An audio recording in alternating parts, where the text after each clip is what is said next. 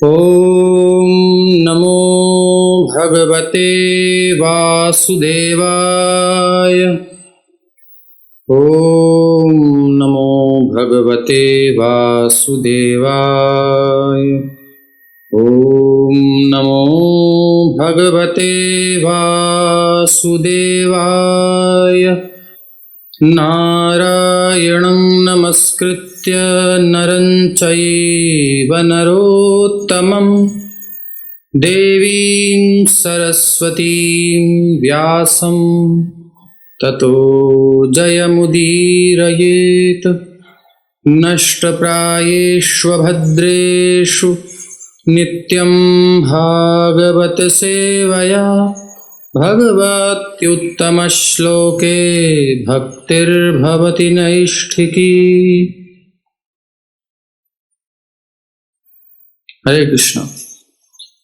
श्रीमद्भागवत महापुराण भगवान का वांग्मय स्वरूप प्रत्यक्ष भगवान ही श्रीमद्भागवत के रूप में विराजमान है हमारे बीच में। बस अनुभूति की देर है। भगवान तो हैं, प्रियतम तो आ चुके हैं, बस पहचान नहीं पा रहे हम, छुपे हुए हैं। माया जवनिका छन्नम अज्ञाधूक्षजम अव्ययम नालक्ष्यसे मूढ़दृशा नटो नाट्यधरो यथा। तो इसलिए हम भक्तों का संग कर रहे हैं, भागवत भगवान की ही शरण में जा रहे हैं। जैसे सुकन्या ने च्यवन मुनि को पहचानने के लिए जिन अश्विनी कुमारों ने उनको नव यौवन प्रदान किया था, उन्हीं अश्विनी कुमारों की शरण में गई, आप ही कृपा कर दो, बता दो। और इसी प्रकार हम भागवत जी को जानने के लिए भागवत जी की ही शरण लेते हैं कि आप ही कृपा करके हमें अपने आप को रिवील कर दीजिए, हम आपको जानना चाहते हैं। ये भाव है हमारा सबका। आइए अब हम प्रारंभ करें। हम सब नियम पूर्वक भागवत का श्रवण कर रहे हैं और 8 स्कंद प्रत्येक अध्याय का प्रत्येक श्लोक लेते हुए हमने पूर्ण किए हैं। 9वें स्कंद का 6ठा अध्याय चालू है, आज प्रारंभ है। आइए प्रवेश करें। पिछले चरित्र में हमने अम्बरीश महाराज जी का चरित्र देखा था, किस प्रकार से अम्बरीश महाराज ने भगवान की भक्ति की महिमा स्थापित की।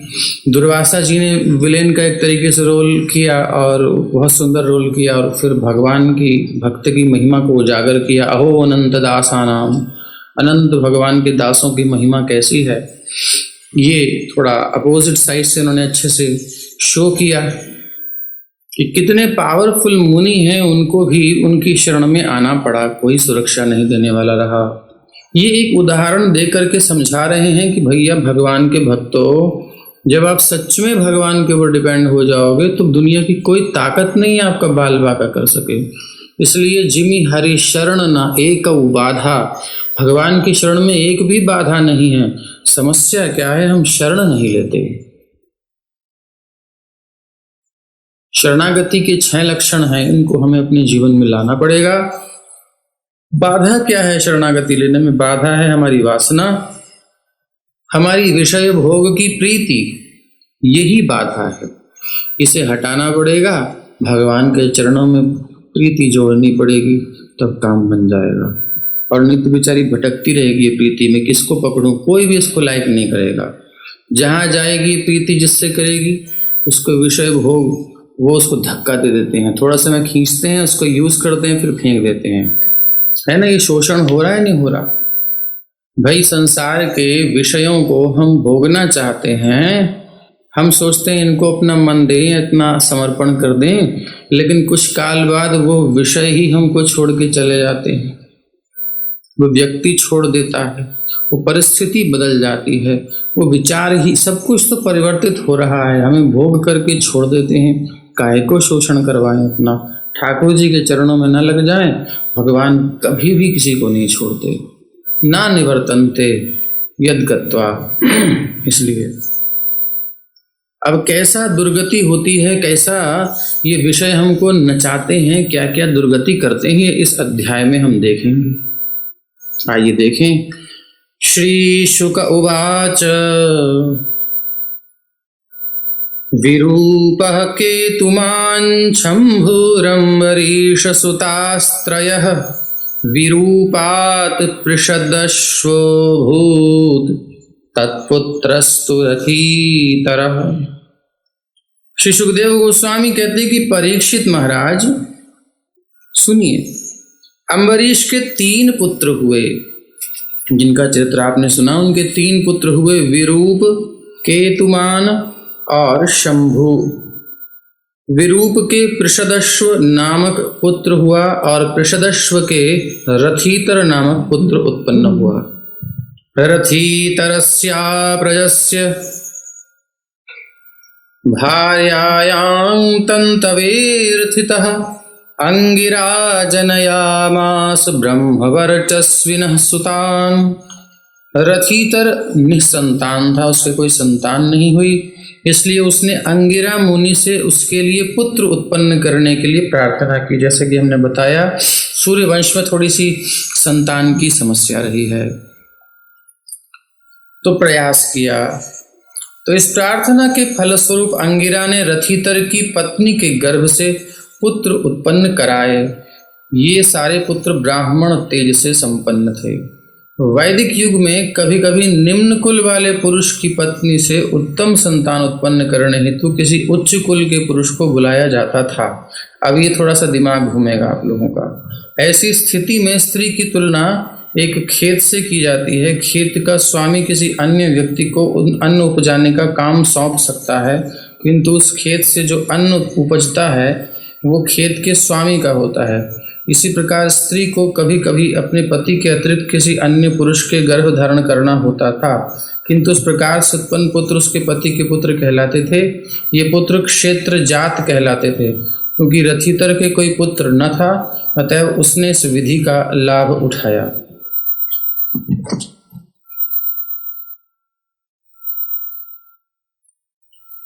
एते क्षेत्र प्रसूता वै पुनस्त्वांगिरसाः स्मृताः रथीतराणां प्रवराः क्षेत्रोपेता द्विजातयः। रथीतर की पत्नी से जन्म लेने के कारण ये सारे पुत्र रथीतर के वंशज कहलाए, किंतु अंगिरा के वीर्य से उत्पन्न होने के कारण वो अंगिरा के वंशज भी कहलाए। रथीतर की संतानों में से ये पुत्र सबसे अधिक प्रसिद्ध थे, क्योंकि अपने जन्म के कारण ये ब्राह्मण समझे जाते थे। श्री विश्वनाथ चक्रवर्ती ठाकुर ने द्विजातयः शब्द का अर्थ मिश्र जाति दिया है, जो ब्राह्मण तथा क्षत्रिय के मिश्रण का सूचक है।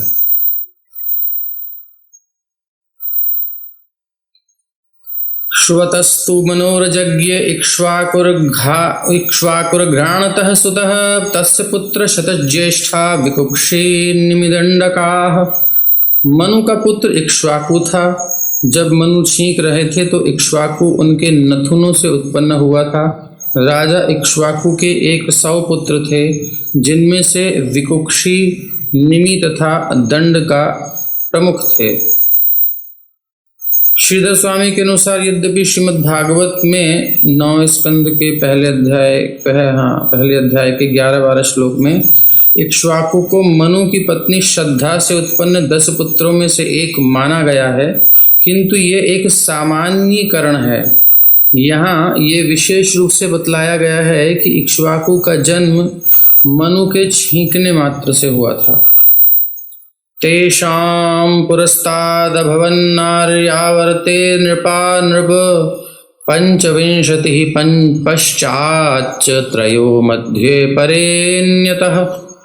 100 पुत्रों में से 25 पुत्र हिमालय तथा विंध्याचल पर्वतों के मध्यवर्ती स्थान आर्यावर्त के पश्चिमी भाग के राजा बने। 25 पुत्र पूर्वी आर्यावर्त के राजा बने और 3 प्रमुख पुत्र मध्यवर्ती प्रदेश के राजा बने। शेष पुत्र अन्य विविध स्थानों के राजा बने। सैकदाष्टका श्राद्धे इक्ष्वाकुः सुतमादिशत् मांसमानीयतां मेध्यम विकुक्षे गच्छमाचिरम। जनवरी, फरवरी और मार्च के महीनों में पितरों को दिए जाने वाली आहुति अष्टका श्राद्ध कहलाती है। श्राद्ध महीने के कृष्ण पक्ष में संपन्न किया जाता है और जब महाराज इक्ष्वाकु श्राद्ध मनाते हुए आहुति दे रहे थे तो उन्होंने अपने पुत्र विकुक्षी को आदेश दिया कि वो तुरंत जंगल में जाकर कुछ शुद्ध मांस ले आए। तथेति, आप सुनते रहिए, सबका क्लेरिफिकेशन हो जाएगा। तथेति स वनं गत्वा मृगान् हत्वा क्रियार्हणान् श्रान्तो बुभुक्षितो वीरः शशंचाददपस्मृतिः। तत्पश्चात इक्ष्वाकु का पुत्र विकुक्षी जंगल में गया और उसने श्राद्ध में आहुति देने के लिए अनेक पशु मारे, किंतु जब वो थक गया और भूखा हुआ तो उसने भूल से मारे हुए एक खरगोश को खा लिया। ये स्पष्ट है कि क्षत्रिय लोग जंगल में जाकर पशुओं का वध करते थे, क्योंकि पशुओं का मांस विशेष प्रकार के यज्ञों में भेंट चढ़ाया जाता था। श्राद्ध में पूर्वजों को भेंटें चढ़ाना भी एक प्रकार का यज्ञ है। इस यज्ञ में जंगल में किए गए शिकार से प्राप्त किया गया मांस भेंट किया जाता था, लेकिन आज के इस कलयुग में ऐसी भेंट चढ़ाना वर्जित है। ब्रह्म वैवर्त पुराण से उद्धरण देते हुए श्री चैतन्य महाप्रभु ने कहा है, अश्वमेधम गवालंभम संन्यासम फलपैतृकम देवरेण सुतोत्पत्तिम कलौ पंच विवर्जयेत। इस कलिकाल में 5 कर्म वर्जित हैं, मना किए गए हैं। यज्ञ में पशु की बलि, अश्वमेध कहते हैं तो अश्व मतलब घोड़ा है, बट यहाँ क्योंकि और भी इस प्रकार के यज्ञ हैं तो उसमें पशु की बलि हमने बोला। यज्ञ में गाय की बलि, गवालंभम, अश्वमेधम गवालंभम, और संन्यास आश्रम ग्रहण करना ये भी वर्जित है। वो जो संन्यास है वो अलग है। पितरों को श्राद्ध में मांस भेंट करना भी वर्जित है और अपने अनुज की पत्नी से संतान उत्पन्न करना भी कलयुग में वर्जित है। फल पैतृकम शब्द पितरों के श्राद्ध में मांस की भेंट चढ़ाने का सूचक है। पूर्व काल में ऐसी भेंट की अनुमति दी जाती थी, किंतु इस युग में ये वर्जित है। कलयुग में प्रत्येक व्यक्ति पशु का शिकार करने में बिल्कुल परफेक्ट है। हर एक व्यक्ति मारने में लगा है, मच्छरों को बड़े प्रेम से मारता है ना, किंतु अधिकांश लोग क्षत्रिय न होकर शूद्र हैं। वैदिक आदेशानुसार केवल क्षत्रिय ही शिकार कर सकते हैं, जबकि शूद्रों को देवी काली या अन्य देवताओं के अर्चा विग्रह के समक्ष बकरे या अन्य नगण्य पशुओं की बलि देकर मांस खाने की अनुमति प्राप्त है। कुल मिलाकर ये कहा जा सकता है कि मांस खाना सर्वथा वर्जित नहीं है। किसी विशेष श्रेणी के व्यक्तियों को विविध परिस्थितियों एवं आदेशों के अनुसार मांस खाने की अनुमति प्राप्त है, किंतु जहाँ तक गो मांस खाने की बात है वो सर्वथा वर्जित है। इसीलिए श्रीमद् भगवद गीता में भगवान श्री कृष्ण स्वयं गोरक्ष्यम अर्थात गोरक्षा की बात कहते हैं। मांस खाने वालों को विभिन्न स्थितियों एवं शास्त्रों के निर्देशानुसार मांस खाने की अनुमति मिली है, लेकिन गोमांस की कदापि नहीं मिली अनुमति। गायों की तो पूर्ण रूप से रक्षा की जानी चाहिए। शेषं निवेदयामास पित्रे तेन च तद्गुरुः चोदितः प्रोक्षणायाः दुष्टमेतदकर्मकम्। विकुक्षी ने शेष मांस जो था राजा इक्ष्वाकु को लाकर दे दिया, जिन्होंने उसे शुद्ध करने हेतु गुरु वशिष्ठ को दे दिया, लेकिन गुरु वशिष्ठ ये तुरंत समझ गए कि उस मांस का कुछ भाग विकुक्षी ने पूर्व में ही ग्रहण कर लिया है। अतएव उन्होंने कहा कि यह मांस श्राद्ध में अनुपयुक्त है, प्रयुक्त होने के लिए। यज्ञ में प्रयुक्त की जाने वाली किसी भी वस्तु को अर्चा विग्रह को भेंट किए बिना चखा नहीं जा सकता। हमारे मंदिरों में यह नियम कार्यान्वित है। जब तक भोजन अर्चा विग्रह को अर्पित नहीं किया जाता तब तक कोई व्यक्ति रसोई से भोजन खा नहीं सकता।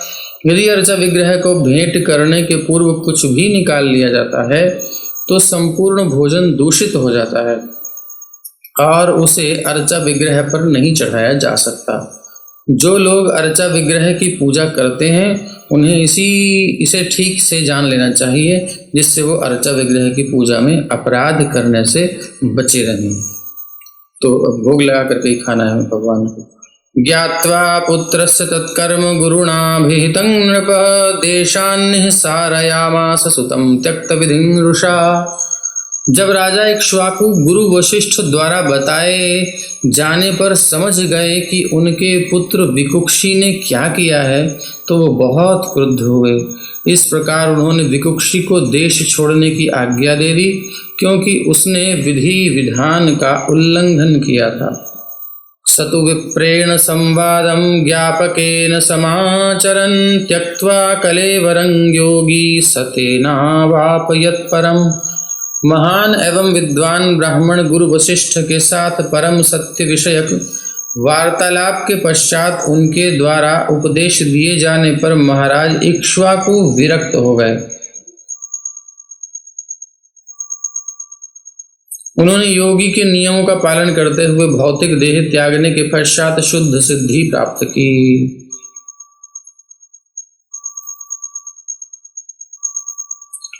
पितर्युपरतेभ्येत्य विकुक्षिः पृथिवीमिमां शासदीजे हरिं यज्ञैः शशाद इति विश्रुतः। अपने पिता के चले जाने पर विकुक्षी अपने देश लौट आया और पृथ्वी लोक पर शासन करते हुए तथा पूर्ण पुरुषोत्तम भगवान को प्रसन्न करने हेतु विविध यज्ञ करते हुए वह राजा बना। अंत में विकुक्षी शशाद नाम से विख्यात हुआ। पुरंजयस्तस्य सुत इंद्रवाह इति हृदः ककुत्स्थ इति चाप्युक्तः शृणु नामानि कर्मभिः। शशाद का पुत्र पुरंजय हुआ, जो इंद्रवाह के रूप में और कहीं कहीं ककुत्स्थ के नाम से विख्यात है। अब मुझसे ये सुनो कि उसने विभिन्न कार्यों के कारण भिन्न भिन्न नाम किस प्रकार प्राप्त किए। तो ये कथा दूसरी आएगी, तो पीछे अभी आपके एक दो डाउट होंगे। तो सबसे पहले तो ये जान लीजिए कि जो अग्नि होती है ना, अग्नि में भी धूम होता है, धुआं होता है। अग्नि से हम हवन यज्ञ करते हैं, लेकिन उस अग्नि में भी धुआं होता है कि नहीं होता है। तो ऐसे ही संसार में दोष हैं, ये तो पहले स्वीकार कीजिए। कोई भी क्रिया है उसमें दोष हैं, चाहे वो ब्राह्मण की हो, क्षत्रिय की हो, वैश्य की हो, शूद्र की हो, हर क्रिया में संसार में दोष रहेंगे। यहाँ प्योर चीज कभी नहीं मिलेगी आपको। प्योरिटी चाहिए। जिसका मन खट्टा हो रहा है, आपने देखा ऋषद्र का मन खट्टा हुआ, यद्यपि ऐसा नहीं करना चाहिए वशिष्ठ को, लेकिन किया, तो फिर उनका मन उखड़ा और उन्होंने कहा छोड़ो दुनिया का जंजाल, अपन चलते हैं अपने घर, बेकार में यहाँ ले रहे हैं पंगे। सो वो भजन करके भगवान के धाम चले गए। वहां तो मरने मारने की बात ही नहीं, कुछ ऐसी बात ही नहीं है। ठीक है, तो ये हो गई हमारी काहे की ये जो दोषों की बात। अब धुआं होता है, भगवान गीता में कहते हैं कि अपना जो कर्तव्य है सदोषमपि न दोष होने पर भी उसको त्यागना नहीं चाहिए, क्योंकि संसार में हमें दोषों के साथ रहना पड़ेगा। ऐसी कई चीजें होती हैं जो अपनी लाइफ में भी हम एडजस्टमेंट करते हैं, ये थोड़ा देखना पड़ता है। तो ऐसी चेतना की बात है कि कुछ लोग निम्न चेतना में हैं, वो मांस नहीं छोड़ेंगे, तो उनके लिए व्यवस्थाएं देनी पड़ती हैं। जैसे कुछ लोग मदिरा पिएंगे ही पिएंगे, आप बैन कर देंगे तो चोरी से पिएंगे, इसलिए एक व्यवस्था है कि उनको एक सीमित एरिया दे दिया जाए। उन्हीं को कहते हैं शूद्र, जिनकी वृत्तियां बहुत निम्न होती हैं और वो कोई उनका नियम नहीं होता, वो इंद्रियों को रोक नहीं सकते, वो जो मन करे वो करना चाहते हैं, तो उनको एक अलग व्यवस्था दे दी जाती है। चांडाल शूद्र मतलब जो जितना नीचे अपना रूल रेगुलेशन से जितना दूर हो जाए, अनकंट्रोल जिसकी इंद्रियां हो जाएं, वो समझ लो भले ही वो ब्राह्मण कुल में उत्पन्न है, किसी काम का नहीं है, यदि उसकी इंद्रियां ही उसके नियंत्रण में नहीं है तो फिर उस ब्रह्मत्व कहाँ टिकेगा, कुछ नहीं टिकेगा, खत्म हो जाएगा, नाम का रह जाएगा। सांप के दांत तोड़ दिए जाए तो सांप केवल देखने का है, काम का नहीं है। तो ये हो गई बात। अब ये क्षत्रियों में एक चीज है, द्यूतम पानम स्त्रियः सूना, द्यूत का इनको छूट है, क्योंकि रजोगुण जब बहुत प्रबल होता है तो उस प्रबल रजोगुण को मेंटेन करने के लिए इन वस्तुओं की आवश्यकता होगी। इसीलिए जिसको भगवत धाम जाना है उसे रजोगुण से परे होना चाहिए और तमोगुण से भी दूर होना है, सत्वगुण का विकास करना है। तो अब आपको संसार में किस ग्रुप में रहना है, ये डिसीजन हमारा है। हर ग्रुप में दोष हैं, लेकिन किसी में कम, किसी में ज्यादा, किसी में किसी टाइप के, किसी में किसी टाइप के, ये रहेंगे।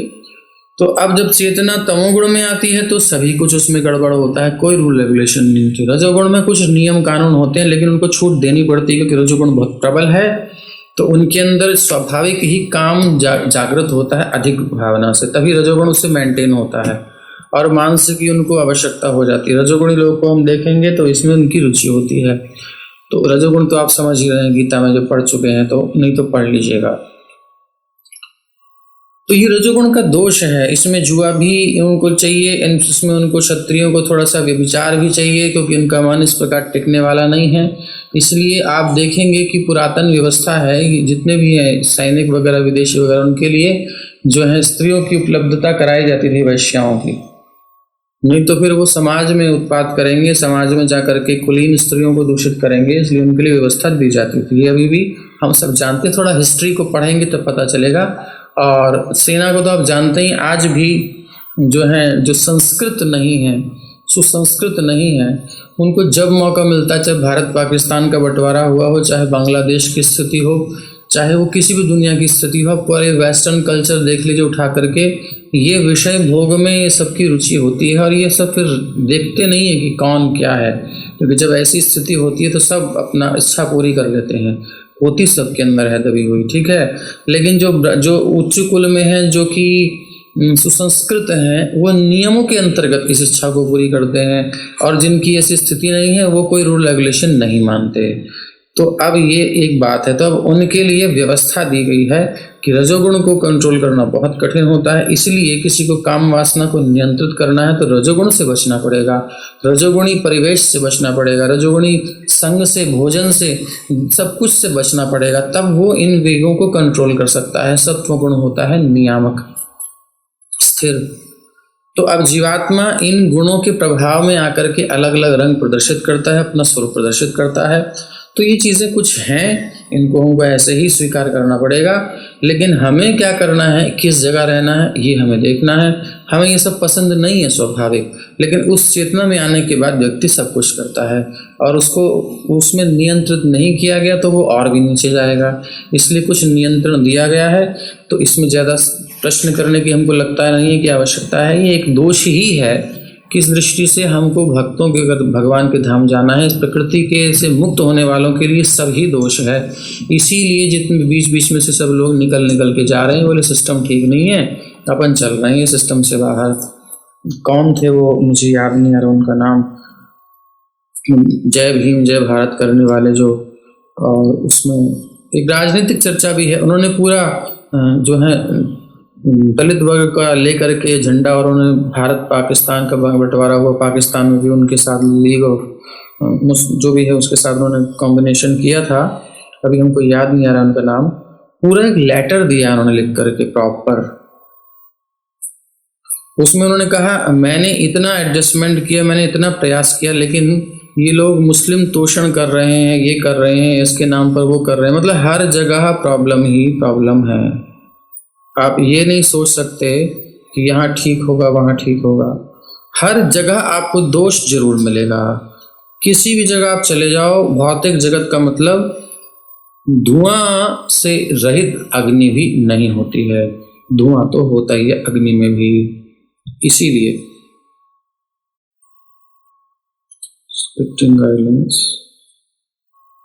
तो ये हमने कहा। अब किसी का कोई प्रश्न हो तो अभी आप कर सकते हैं, बताइए।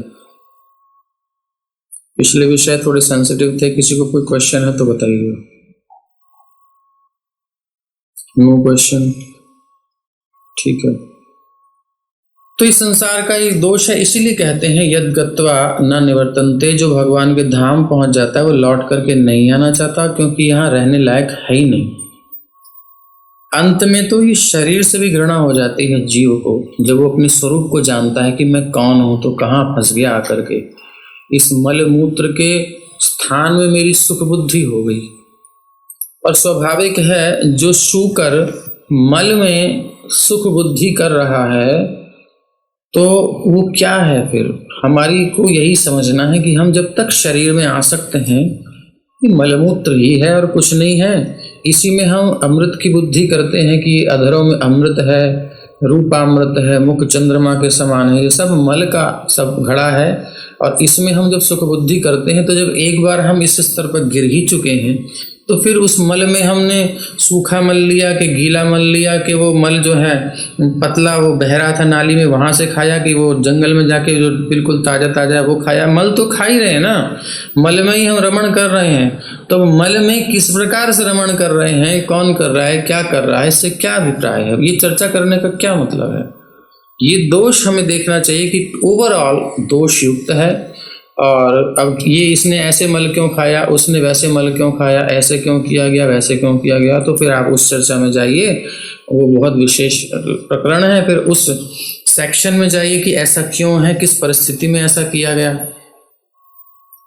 तो वो चीजें हैं जैसे कि 5 पांडवों की उत्पत्ति हुई तो जो है पांडु संग नहीं कर सकते थे, उनको श्राप था, इसलिए उन्होंने अपनी पत्नी को अनुमति दी, तुम्हारे पास मंत्र है, तुम देवताओं से शक्ति प्राप्त करके और संतान उत्पत्ति कर सकती हो।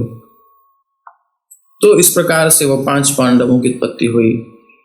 और व्यासदेव जी की संग के कारण जो है ये पांडु आदि पुत्र उत्पन्न हुए, धृतराष्ट्र, पांडु और विदुर। तो ये एक परिस्थिति थी और ये उस काल में थी जब इंद्रियां नियंत्रण में थी बहुत हद तक। तो ये सब चीजें उस महाभारत के प्रक्रम पूरा पढ़ेंगे तब पता चलेगा कैसी परिस्थिति थी, क्या क्या स्थिति थी, माँ का आदेश था, कई धर्म की कई चीजें होती हैं। तो उसमें ये नहीं है कि वो इंद्रियों के वश में होकर ऐसा कुछ कर रही हैं सब, ये कोई नियम के अंतर्गत जा रहे हैं। मतलब एक बात देखिए कि एक है अपने मन से भटक रहा है, मतलब मन के कंट्रोल में इंद्रियां उससे रुक नहीं रही हैं, है ना, जिसको आजकल फिल्मों में दिखाया जाता है। ये अत्यंत निम्न स्थिति है। और एक होता है कि वो वेग है किंतु वो संयमित रखा हुआ है अपने आप को, धारा में एक नियम के अंतर्गत उसको पूरा कर रहा है। दोनों में अंतर है, एक तो फ्री फ्लो चल रहा है, एक नियम के अंतर्गत चल रहा है। बात वही है बट अंतर इतना ही है कि एक बिल्कुल नियम से विपरीत है, उसे कोई रूल रेगुलेशन है नहीं, उसका कुछ पता नहीं क्या करेगा, तो और एक नियम के अंतर्गत जा करके कर रहा है। तो इसमें थोड़ा सा अंतर बस इतना ही है कि नियम के अंतर्गत है लेकिन है वही चीज, कोई खास नहीं है। इससे क्या होगा, उस मल से उठ करके बुद्धि थोड़ी नियम में संग्रहित होगी। जब नियम में जाएगा तो नियम से निकल के उसे थोड़ी सी होश आएगा कि कंट्रोल भी कर सकते हैं। तो फिर क्यों ना इन दोषों से हम ऊपर उठ जाएं। और कोई वैष्णव संग, भक्त संग मिलेगा तो वो सब चीजें त्याग कर भगवान की भक्ति में लगकर अपने घर जाएगा चैन से। वहां कोई झंझट ही नहीं है, कोई निम्न स्थिति है ही नहीं। तो ये है, और जहां तक हम समझा सकते थे हमने समझाया। बाकी और बहुत कुछ हो सकता है, वो भविष्य में अगर कुछ क्वेश्चंस आपके हैं, किसी कारण से आप नहीं पूछ पा रहे हैं, तो सब चीजें बाद में क्लियर हो जाएंगी। ऐसा कुछ नहीं कि क्लियर नहीं होगा, सब क्लियर है। और थोड़ी हमारी चेतना भी थोड़ी उठेगी। अभी हम बॉडी कॉन्शियसनेस में है, शारीरिक चेतना में है, तो शरीर को मैं मान के बैठे हैं। तो अगर इस चेतना से थोड़ा उठें तो हम देखें अलग से कि शरीर, वो शरीर, ये नियम जो है ना, जब तक शरीर में मैंपन है तब तक के लिए नियम है, तब तक के लिए भेद है, ये है, ऐसा है, वैसा करना नहीं करना। जब शारीरिक चेतना से हमारी उठ जाती है चेतना, आत्मा के स्तर पर आती है, तो फिर ये शरीर और उसका शरीर अलग कहाँ है, इसका उसका किसी पशु का शरीर अलग कहाँ है। क्योंकि प्रकृति के ये तत्व हैं, वही मेरे को दिए, उन्होंने वही उनको वहां दिए। रोटी आपके पास आई है, आपके भाई के पास आई है, आपकी मैया के पास आई है, वो वही एक किचन में से आई है, वही आटा है, वही सब कुछ है, तो सबके पास वही एक सी तो रोटी आई है। सबको फुल्का दिया जा रहा है बना करके, सबका फुल्का फूल रहा है, किसी का नहीं भी फूला, तो उससे क्या फर्क पड़ता है। किसी की रोटी थोड़ी बात करने में थोड़ी सी ज़्यादा जल गई, ज़्यादा नहीं मतलब थोड़ी सी, और किसी की थोड़ी कच्ची रह गई, फटाफट चाहिए थी, कुछ जल्दी दो, उसने थोड़ा मतलब पकती लेके आ गई, लेकिन है तो वही आटा ना, थोड़ा गोरी है, थोड़ी काली है, थोड़ी चिकत्ते वाली है, रोटी तो वही है, आटा तो वही है, अंतर क्या है। अब लेकिन जब वो उस रोटी में घुसा होता है व्यक्ति, तो देखता है या मेरी रोटी तो जली दी, उसको तुमने गोरी रोटी दे दी, और उसको देखो ऐसा, उसको वैसा। ये सब जो चेतना है वो चेतना किस स्तर पर है। और जो थोड़ा बड़े जिद बच्चे करते हैं झगड़े, लेकिन बड़े लोग होते हैं, कोई बात नहीं बेटा, मुझे वो जली वाली दे दे, आप ये ले लो, खुश हो गया। उन्हें पता है रोटी वही है, जानी है, पेट में काम होना है, वो ज़्यादा उसमें दिमाग नहीं लगाते। वो लोग अपने बिजनेस में दिमाग लगाते हैं, अपने बड़े बड़े काम में दिमाग लगाते हैं। ये सब छोटे चक्करों में नहीं लगते। वो ये रोटी काली है, वो गोरी है, ऐसी है, वैसी हो गई, नहीं, एक सब नहीं। अगर लग रहा है इसमें तो चित्त बहुत निम्न है, बच्चे की तरह है। ऐसे ही जब हम शारीरिक चेतना में होते हैं तब हम शारीरिक भेद देखते हैं, कुछ ये देखते हैं, कुछ वो देखते हैं, दुनिया भर के डिफ्रेंशिएट हम करते रहते हैं। और जब शारीरिक चेतना से उठ जाते हैं तो ये संसार है, बस जीना है, व्यवस्था कैसे ठीक होगी उसमें न लिप्त होते हुए हम कुछ क्रियाएं करते हैं, तो उसमें हमें कोई दोष नहीं लगता, क्योंकि हम भोग नहीं रहे। अब यहाँ जो संतान उत्पत्ति की थी, आप जो देखे पीछे, तो उसमें उनकी भोग बुद्धि नहीं होनी चाहिए, ऐसा हमारा अनुमान है। ज़्यादा हम कुछ नहीं बोलते क्योंकि उस परिस्थिति में हम नहीं हैं। लेकिन जैसे व्यासदेव जी की स्थिति हमने देखी, माँ ने आदेश दिया था सत्यवती ने कि आप जो हैं कोई है नहीं अब, और एक विधि ये भी है आपातकाल में, तो फिर आप कृपा करके वधुओं को संतान दीजिए। तो उन्होंने कहा मैं भी तपस्या से आ रहा हूँ और आपकी आज्ञा का पालन कर रहा हूँ बस, लेकिन मुझे लगता नहीं कि वो मेरे इस उग्र रूप को देख करके सहन कर पाएंगे। तो उन्होंने कहा नहीं, मैं कहती हूँ जाओ। तो इस प्रकार से एक ने तो आंखें बंद कर ली देख करके, ऐसा विग्र रूप था। अगर उनके अंदर कुछ ऐसी बात होती, वो कर्तव्य पालन के मात्र दृष्टि न होती, तो वो तो अपना सुंदर रूप बना करके, थोड़ी शेविंग वेविंग करके, थोड़ा सा ये वो करके, दुनिया भर की चीज़ें करके और वासना के अंतर्गत हो करके। लेकिन ये छोटा सा काम है। एक आजकल की जो मीडिया ने हमारी खोपड़ी में जो घुसाया है वो अलग काम है, और एक जो है बीज आरोपण करना छोटा सा काम है। वो आप बिल्कुल शुद्ध होकर के भी कर सकते हो। वो चेतना बड़ी ऊंची होती है, उसे अभी हम लोग पकड़ नहीं पाएंगे शायद, संसारी लोग, भोगी लोग, क्योंकि हमने उसको कभी सोचा ही नहीं कि कितना पवित्र कार्य हो सकता है ये। भगवान गीता में कहते हैं धर्मा विरुद्धो भूतेषु कामोस्मि भरतर्षभ। धर्म से अविरुद्ध जो काम है वो मैं हूं। तो अब यहाँ धर्म के लिए और बीज दान की व्यवस्था, वो भी नियम के अंतर्गत। जब नियम शास्त्र कह रहा है कि भाई हाँ ऐसा कर सकते हैं इमरजेंसी में कोई, तो फिर वो भी अपने मन से नहीं, वो भी माँ की आदेश है। तो इस प्रकार से उसके अंतर्गत और कुछ क्षण की क्रिया है बस, ऐसा मान लीजिए, हमने वैसे ही मानना हो तो उसमें एक वासना अलग होती है और एक क्रिया अलग होती है। और ऐसा नहीं है कि किसी के अंदर काम वासना हो तभी वो उस प्रकार का संग करेगा। अगर कोई यज्ञ करेगा ना, यज्ञ रूप में संतान उत्पत्ति करता है, तो उसके अंदर आवश्यक नहीं है कि काम वासना हो। ये बात अब हमारी बुद्धि में नहीं आएगी, ये बुद्धि में नहीं आएगी। जैसे कि हम मल त्याग करके, अपना टॉयलेट छोड़ करके दोबारा उसका ध्यान नहीं करते, इसी प्रकार से जब कोई धार्मिक नियमों के अंतर्गत कोई क्रिया करता है तो वह उसको करने के बाद कभी स्मरण नहीं करता कि हाँ क्या हुआ होगा, कैसे हुआ होगा। यानी उस विषय के प्रति, जिस विषय के द्वारा ये क्रिया होनी है, उसके प्रति उसका आकर्षण रह नहीं जाएगा। अगर उसका आकर्षण रह जाएगा तो वो योग्य भी नहीं है। तो ये कुछ विधि है, इसलिए कलयुग में सब मना किया गया है। देवरेण सुतोत्पत्तिम कलौ पंच विवर्जयेत। एक्चुअली चेतना की बात है सारी। भगवान गीता में कहते हैं यस्य नाहंकृतो भावो बुद्धिर यस्य न लिप्यते। जिसके अंदर अहंकृत, मैंने किया, ये भावना नहीं है, और जिसकी बुद्धि चिपकती नहीं है जाकर के, हम लोगों की चिपक जाती है।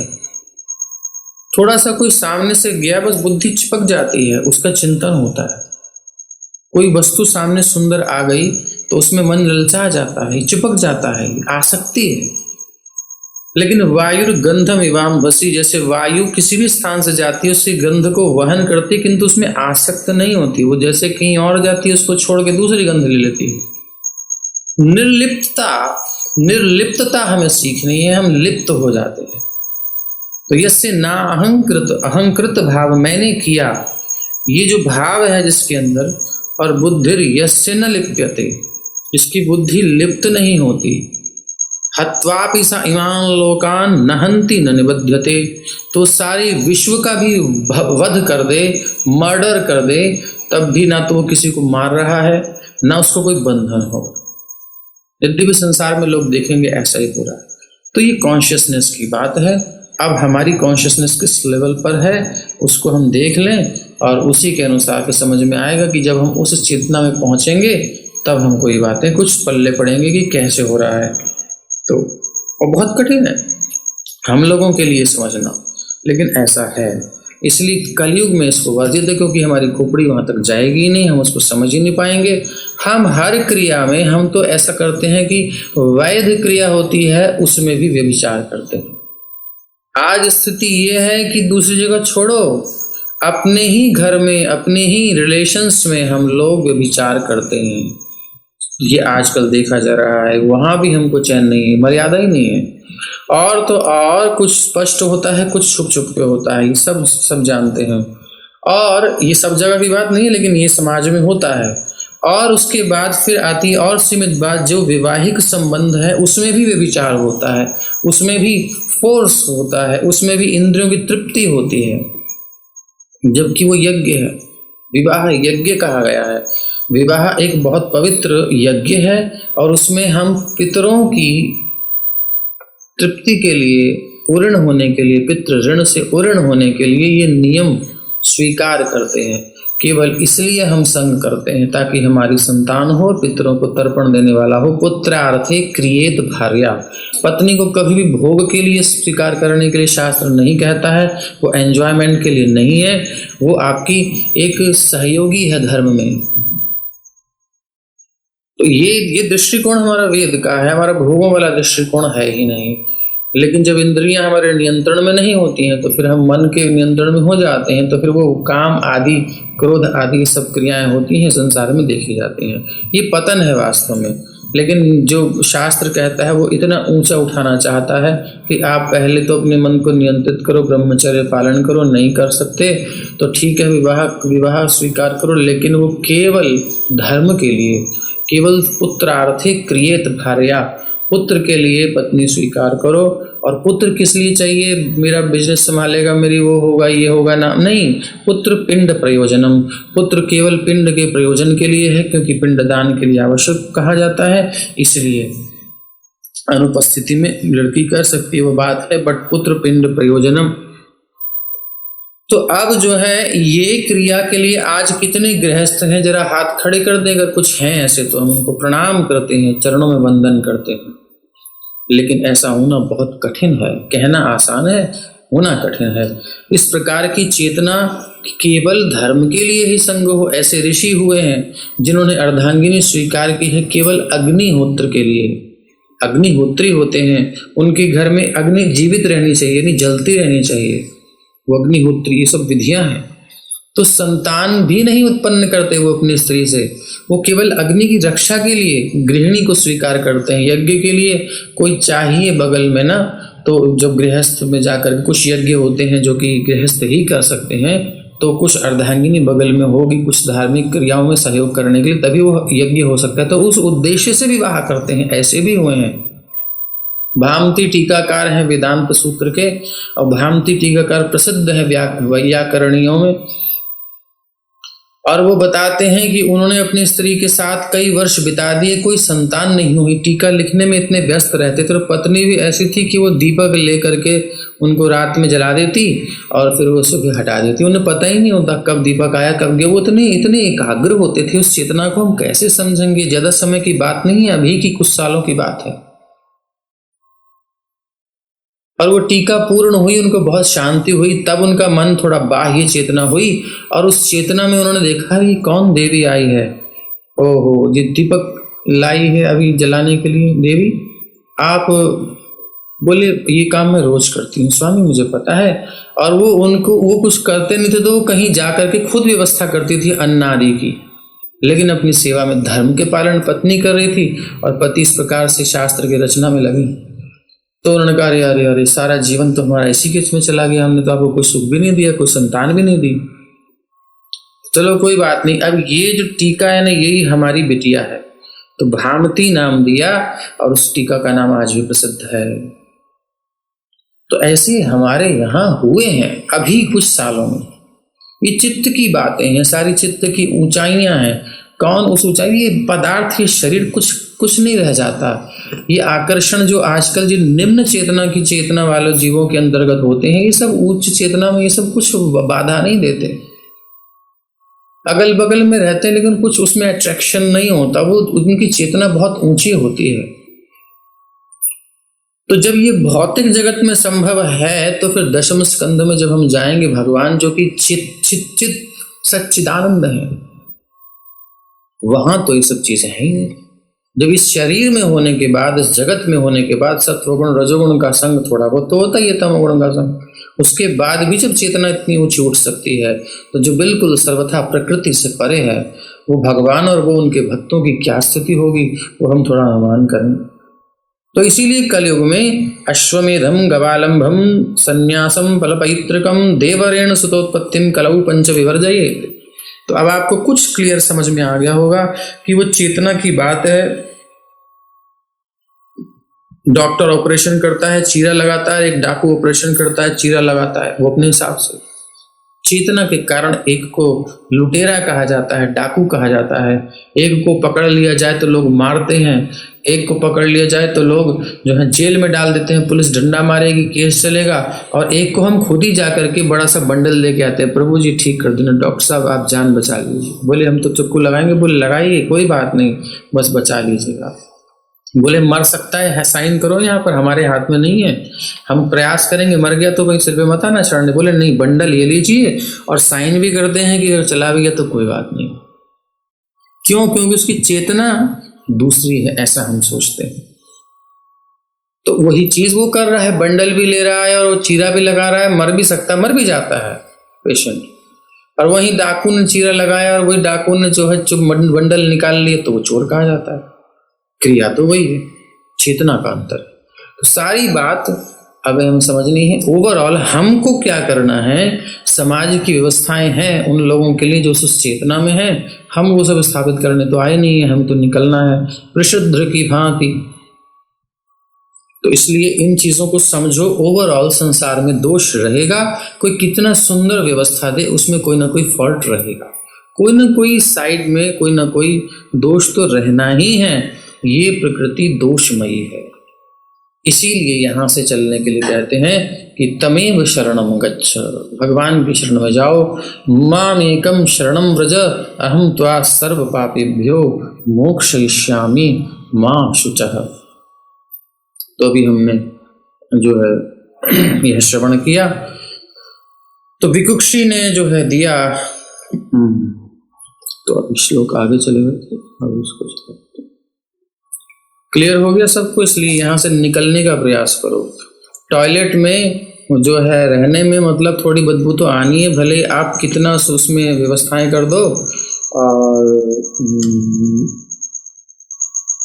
जो उधर शेख वगैरह हैं, सब लोग बहुत पैसा है इनके पास, तो सोने का कबोर्ड बिल्कुल जिसमें टॉयलेट करना होता है वो सोने का बनवा करके उन्होंने रखा, उसमें हकते हैं, पता है आपको। तो उससे क्या हो जाएगा कि उसमें से बदबू नहीं आएगी? आएगी।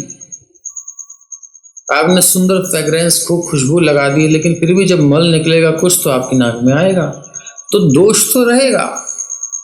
तो उसी प्रकार से संसार जो है दुखालयम अशाश्वतम, दोष युक्त है। चाहे कितना ही इसको हम सजा लें संवार लें, इसमें फॉल्ट रहना ही रहना है। इसीलिए जगत रहने के लिए नहीं है, संसार नहीं है रहने को, यहाँ दुख ही दुख है सहने को। कोई कितना हो अच्छे से प्रयास करे मैनेज करने का, लेकिन कहीं ना कहीं प्रॉब्लम आ ही जाती है। इसीलिए यहाँ से निकलना है। ये दुखालय है, दुख मिलेगा। एक पक्ष का मजा होता है, दूसरे पक्ष की चिल्लाहट होती है, रोता है। एक की जीत है तो दूसरे की हार है। ये तो ये स्वरूप है इस जगत का, द्वैत है। यहाँ पर हम जीत गए, हम जीत गए, हम जीत गए, तो कोई तो हारेगा ना, तभी तो आप जीतेंगे। हम बहुत सुखी हैं, लेकिन हमारा सुख किसी के दुख पर निर्भर करता है। ऐसा है कि नहीं? हमें किसी को खुशी देने के लिए कभी कभी खुद दुख झेलना पड़ता है, हम अपने एंगल से देखें तो। अथवा हम कभी बहुत मौज में होते हैं तो हमें कभी देखा नहीं कि हमारे पैर के नीचे कोई चींटा तो नहीं मर गया, कहीं हमारी इस खुशी में किसी को कोई प्रॉब्लम तो नहीं हुई, कभी हमने सोचा ही नहीं जब हम खुश होते हैं तो। लेकिन कहीं ना कहीं किसी को हिट हुआ ही है, कहीं ना कहीं किसी का कुछ ना कुछ तो हत हुआ है, नुकसान हुआ है, किसी को कुछ तो प्रॉब्लम हुई है हमारे सुख में। एक भी सुख ऐसा नहीं होगा भौतिक जगत का जिसमें किसी जीव को कष्ट न मिला हो। किसी भी जीव का सुख, बताइए कौन सा सुख ऐसा है जिसमें किसी को कोई कष्ट नहीं मिलता? बताइए ऐसा एक बिल्कुल निरापद सुख बताइए जिसको भोगने में हम जब भोगते हैं तो किसी जीव को कष्ट नहीं मिलता। एक भी उदाहरण आप ऐसा नहीं दे सकते इस भौतिक जगत में जहां इंद्र तृप्ति होती है। किसी में कम, किसी में ज्यादा, किसी में जाने, किसी में अनजाने दुख मिलता ही है। इसीलिए हमें क्या करना है, इस प्रकृति से, भौतिक प्रकृति से निकलना है। इसीलिए भगवान आते हैं सदोषम। पहले तो इस प्रकृति में ही रहते हुए हमें दोष देख करके भी थोड़ा सा और एडजस्ट करना पड़ेगा और निकलने की नियम अपनाने पड़ेंगे कि निकलेंगे कैसे। इसीलिए फिर जब निकलते समय यानी इस जगत से अपने मन को उठाते समय बहुत सारे कष्ट आते हैं तो उनको सहना है और कोई उपाय नहीं है। तां स्थितिक्षस्व भारत, उसको सहो और निकलो। कैसे भी निकलो बस इस जगत से, इस चेतना से निकल जाओ। इस चेतना से ही हमने संसार को पकड़ा, इसी से छोड़ना है और कुछ नहीं। तो संसार दुखालय है, संसार दोष युक्त है। गुण दोष यहाँ दोनों है। गुण दोषों पर डिपेंड करते हैं। गुण तब होते हैं जब किसी का दोष दिखाई देता है, दोष ही ना हो तो गुण कैसे पहचान में आए। यहाँ सापेक्षत्व है, एक दूसरे पर डिपेंड है। पॉजिटिव नेगेटिव पर डिपेंड है। अगर नेगेटिव ना हो तो पॉजिटिव को कौन देखेगा? अंधकार ना हो तो प्रकाश की क्या चलेगी? हर जगह द्वैत है, हर जगह भ्रम है। ये सिचुएशन ऐसी ही है, इसको ऐसे ही स्वीकार करना पड़ेगा। लेकिन हमें यहां से निकलना है तो एक नित्य जगत है, चिन्मय जगत है, प्राकृत नहीं है, अप्राकृत भी नहीं है, उससे परे है। भगवान का निज धाम, हमारा अपना घर, मेरा अपना स्वरूप जब जागृत होगा तभी मैं वहां जा सकता हूं। और उसके लिए मुझे भोगों को त्यागना होगा। और जो भी कुछ कम से कम हम जीवन धारण करने के लिए, शरीर को धारण करने के लिए यूज करते हैं, वो भगवत अर्पित करके कुछ भी एंजॉयमेंट नहीं करना होगा। जब हम इस भावना में आ जाएंगे, इसे वो कहते हैं कृष्ण भावना, यही है कृष्ण चेतना। जब हर क्रिया में श्री कृष्ण को हम बीच में रखें और फिर उसके दोषों से हम निवृत्त होते रहेंगे धीरे धीरे, और भगवान देखेंगे अब ये पूर्णतः समर्पित हो गया है, अब ये हमारे घर में आने लायक हो गया है, अब ये आना चाहता है, अब ये भोग नहीं चाहता है, तुरंत भगवान उठा लेते हैं और उठाकर अपने सीने से लगा लेते हैं। वही भगवत धाम है। बस इतनी सी बात है। अब हम जहां रहेंगे वहां कुछ ना कुछ तो प्रॉब्लम है, इसलिए एडजस्ट कीजिए और आगे बढ़िए। कौन सा श्लोक है अभी?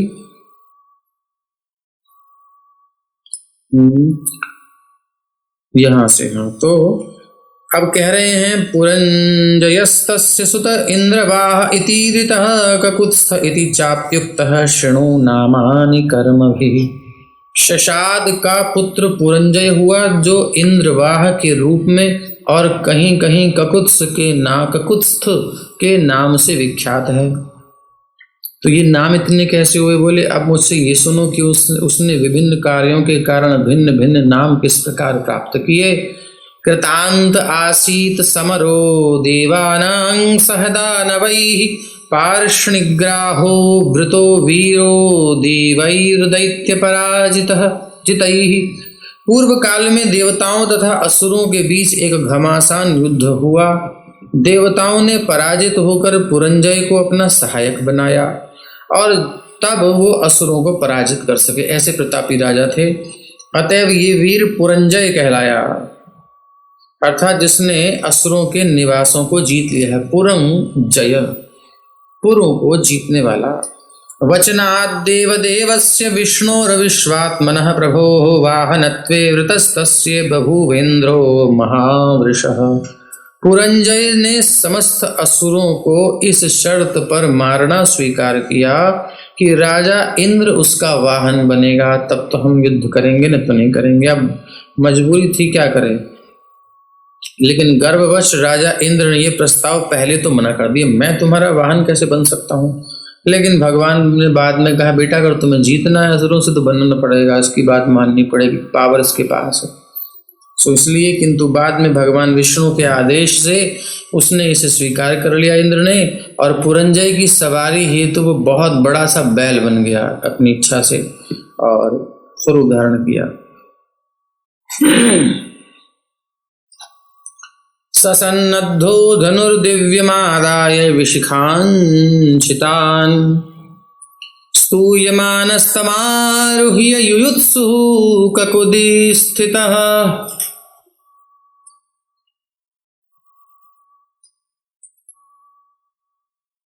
तेजसाप्यायितो विष्णोः पुरुषस्य महात्मनः प्रतीच्यां दिशि दैत्यानां न्यरुणात् त्रिदशैः पुरम्। कवच से भली भांति सुरक्षित होकर और युद्ध करने की इच्छा से पुरंजय ने अपना दिव्य धनुष तथा अत्यंत तीक्ष्ण बाण धारण किए और देवताओं द्वारा अत्यधिक प्रशंसित होकर वो बैल यानी राजा इंद्र जो बना था उसकी पीठ पर सवार हुआ और उसके डिल्ले पर बैठ गया, इसलिए वो ककुत्स कहलाता है। ककुद होता है ना बैल के ऊपर जो गोल गोल, तो उस स्थान पर वहां पर वो बैठा, इसलिए ककुत्स्थ, ककुद पर स्थित हुआ इसलिए ककुत्स्थ कहलाता है। परमात्मा तथा शुद्ध पुरुष भगवान श्री विष्णु से शक्ति प्राप्त करके पुरंजय उस बड़े बैल पर सवार हो गया, इसलिए वह इंद्रवाह कहलाता है। क्योंकि इंद्र ने वहन किया था इसलिए इंद्रवाह नाम पड़ा। और देवताओं को साथ लेकर उसने पश्चिम में असुरों के निवास स्थानों पर आक्रमण कर दिया। तैस्तस्य चाभूत प्रधनं तुमुलं लोमहर्षणं यमाय भल्लैरणयद्दैत्यान् अभिययुर्मृधे। असुरों और पुरंजय के बीच बहुत भयंकर युद्ध हुआ। निस्संदेह ये इतना भयानक था कि वो सुनने वाले के भी रोम रोम खड़े हो जाएं, रोंगटे खड़े हो जाएं। जितने समस्त असुर पुरंजय के सामने आने का साहस करते वो सभी उसके तीरों से तुरंत यमराज के घर भेज दिए जाते। पावर भगवान विष्णु की थी इसलिए कोई टिका नहीं सामने। तस्येषुपाताभिमुखं युगान्ताग्निमिवोल्बणं विसृज्य दद्रुवुर्दैत्या हन्यमानाः स्वमालयम्। इंद्रवाह की प्रज्वलित तीरों से अपने आप को बचाने के लिए वो असुर जो अपनी सेना के मारे जाने के पश्चात बचे थे तेजी से अपने अपने घरों को भाग खड़े हुए, क्योंकि ये तीर युग के अंत में उठने वाली प्रलयाग्नि के समान थे। जित्वा परं धनं सर्वं सस्त्रीकं व्रजपाणये प्रत्ययच्छत् सराजर्षिरिति नामभिराहृतः। शत्रु को जीतने के पश्चात संत सदृश राजा पुरंजय ने संत के समान, अब देखो वध भी कर रहे हैं तो संत के समान है। क्यों? क्योंकि वो युद्ध करना क्षत्रिय का धर्म है, धर्म का पालन कर रहे हैं, भगवान विष्णु की शक्ति है, कुछ गलत नहीं कर रहे हैं। हिंसा सही जगह हो तो गलत नहीं है। संत सदृश राजा पुरंजय ने वज्रधारी इंद्र को सब कुछ लौटा दिया जिसमें शत्रु का धन था और पत्नियां भी थीं। इसी हेतु वो पुरंजय नाम से विख्यात है। इस प्रकार पुरंजय अपने विविध कार्यकलापों के कारण विभिन्न नामों से जाना जाता है। हर चीज में छोटी छोटी बातें आ जाती हैं तो हमारी खोपड़ी जो होती है ना, अपनी जो हमने देखा सुना समझा जितनी हमारे डब्बे में है उतने से ही हम समझ पाते हैं। सच बताएं, भागवत बहुत गहरा है, एक एक शब्द के अंदर बहुत गहराई है, बट अभी हम ओवरऑल ही लेकर चले, डेप्थ में जाने लायक अभी नहीं है। हमारी बुद्धि कुंठित हो जाएगी। अभी जितना है पहले उसको पचा लें फिर जो डाउट से बस जुड़े रहते हैं, भागवत से जुड़े रहें, भगवान के नाम से जुड़े रहें, ये सब इनसाइट अंदर से क्लियर हो जाएगी। और फिर जब समय हो तो संतों का संग करते रहें, श्रवण करते रहें, जो प्रामाणिक हैं, ऐसे वैष्णव जो बोलते हैं कहीं से, तो वो जब हम सुनेंगे तो जैसे कि महाभारत जब सुनेंगे तो कहीं चल रही है, हमारी रिंकी जी जो सुनी रही हैं वो आपको क्लियर कर देंगे। आई थिंक बहुत कुछ इनको बहुत समझ में आ गया होगा। तो ये कुछ जो जब जिस कॉन्शियसनेस में है, जिस जगह पर है, वहाँ के कुछ रूल रेगुलेशन है। आप इंडिया में हैं तो यहाँ के रूल रेगुलेशन अलग हैं, आप अमेरिका में चले जाएंगे अलग हैं, अब हम संयुक्त अमीरात है ना, अरब में चले जाएंगे वहाँ के अलग हैं। यहाँ की दृष्टि से वहाँ के गलत हो सकते, वहाँ की दृष्टि से यहाँ के गलत हो सकती। ये जो है ना सापेक्षता इस जगत में रहेगी। अब ऐसी जगहें हैं आप सोच नहीं सकते कि वो ऐसी भी कॉन्शियसनेस होती है क्या। मतलब अजीब अजीब दुनिया घूमोगे तब दिमाग खुलेगा। अभी हम केवल अपने एक रीजन में, एक छोटे से एरिया में रहते हैं, उसी की जो कुछ नियम कानून है, उससे चाल चलन है, उसके जो व्यवहार हैं, उसी को हम मानते हैं। दुनिया बड़ी अजीब है। इसलिए साधु संत भ्रमण करते थे पहले, तो उन्हें अलग अलग कल्चर पता लगते थे कि क्या क्या चल रहा है दुनिया में, इसलिए शांत हो जाते थे, ज्यादा चिल्लाते नहीं थे कि हाँ। और वो शास्त्र को भी देखते थे कि कितना मतलब जीवों का डिग्रेशन हो गया है, कहाँ कहाँ लोग क्या क्या मान के बैठे हैं। तो ऐसा नहीं कि सब कुछ सही चल रहा है, लेकिन चल रहा है, बहुत कुछ है। तो कलयुग में इन सब कुछ नियम जो पहले थे उसके कुछ कुछ अंश बचे हुए हैं, जबकि शास्त्र ने मना कर दिया, लेकिन लोग उसका अब दुरुपयोग कर रहे हैं, नाम चल रहा है। जैसे कि यज्ञ के नाम पर हिंसा, तो भगवान बुद्ध के रूप में उन्होंने कहा शास्त्र को ही नहीं मानते, हम वेदों को ही नहीं मानते, बात ही खत्म हो गई, तुम वेदों से हिंसा करोगे। तो उनको डाइवर्ट कर दिया, क्योंकि वेद में हिंसा का क्या मतलब है। अब इनको बल्क में कौन समझाए, होलसेल में खोपड़ी नहीं है। तो मोहित किया उनको और उनको साइड में किया। तो ऐसे भगवान को भी करना पड़ता है। इस संसार में प्रॉब्लम रहेगी।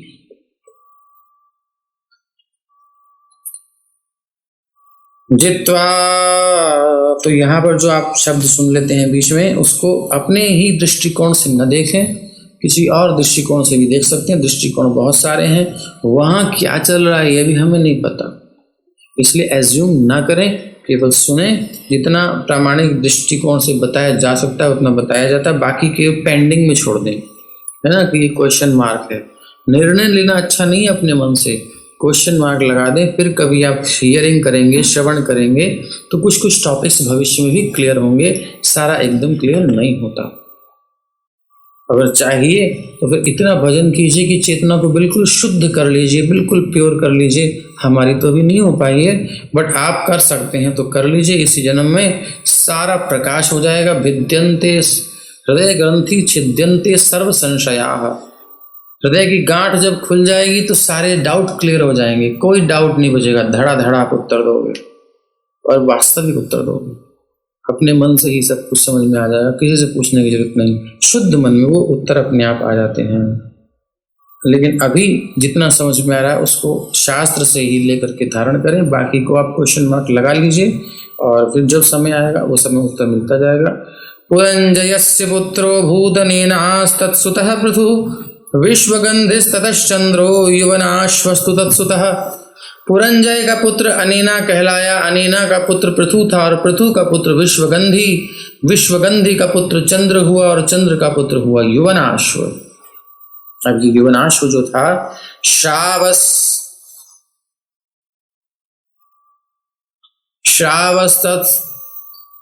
श्रावस्तत्सुतो येन श्रावस्ति निर्ममे पुरी बृहदश्वस्तु श्रावस्तिस्ततः कुवलयाश्वकः।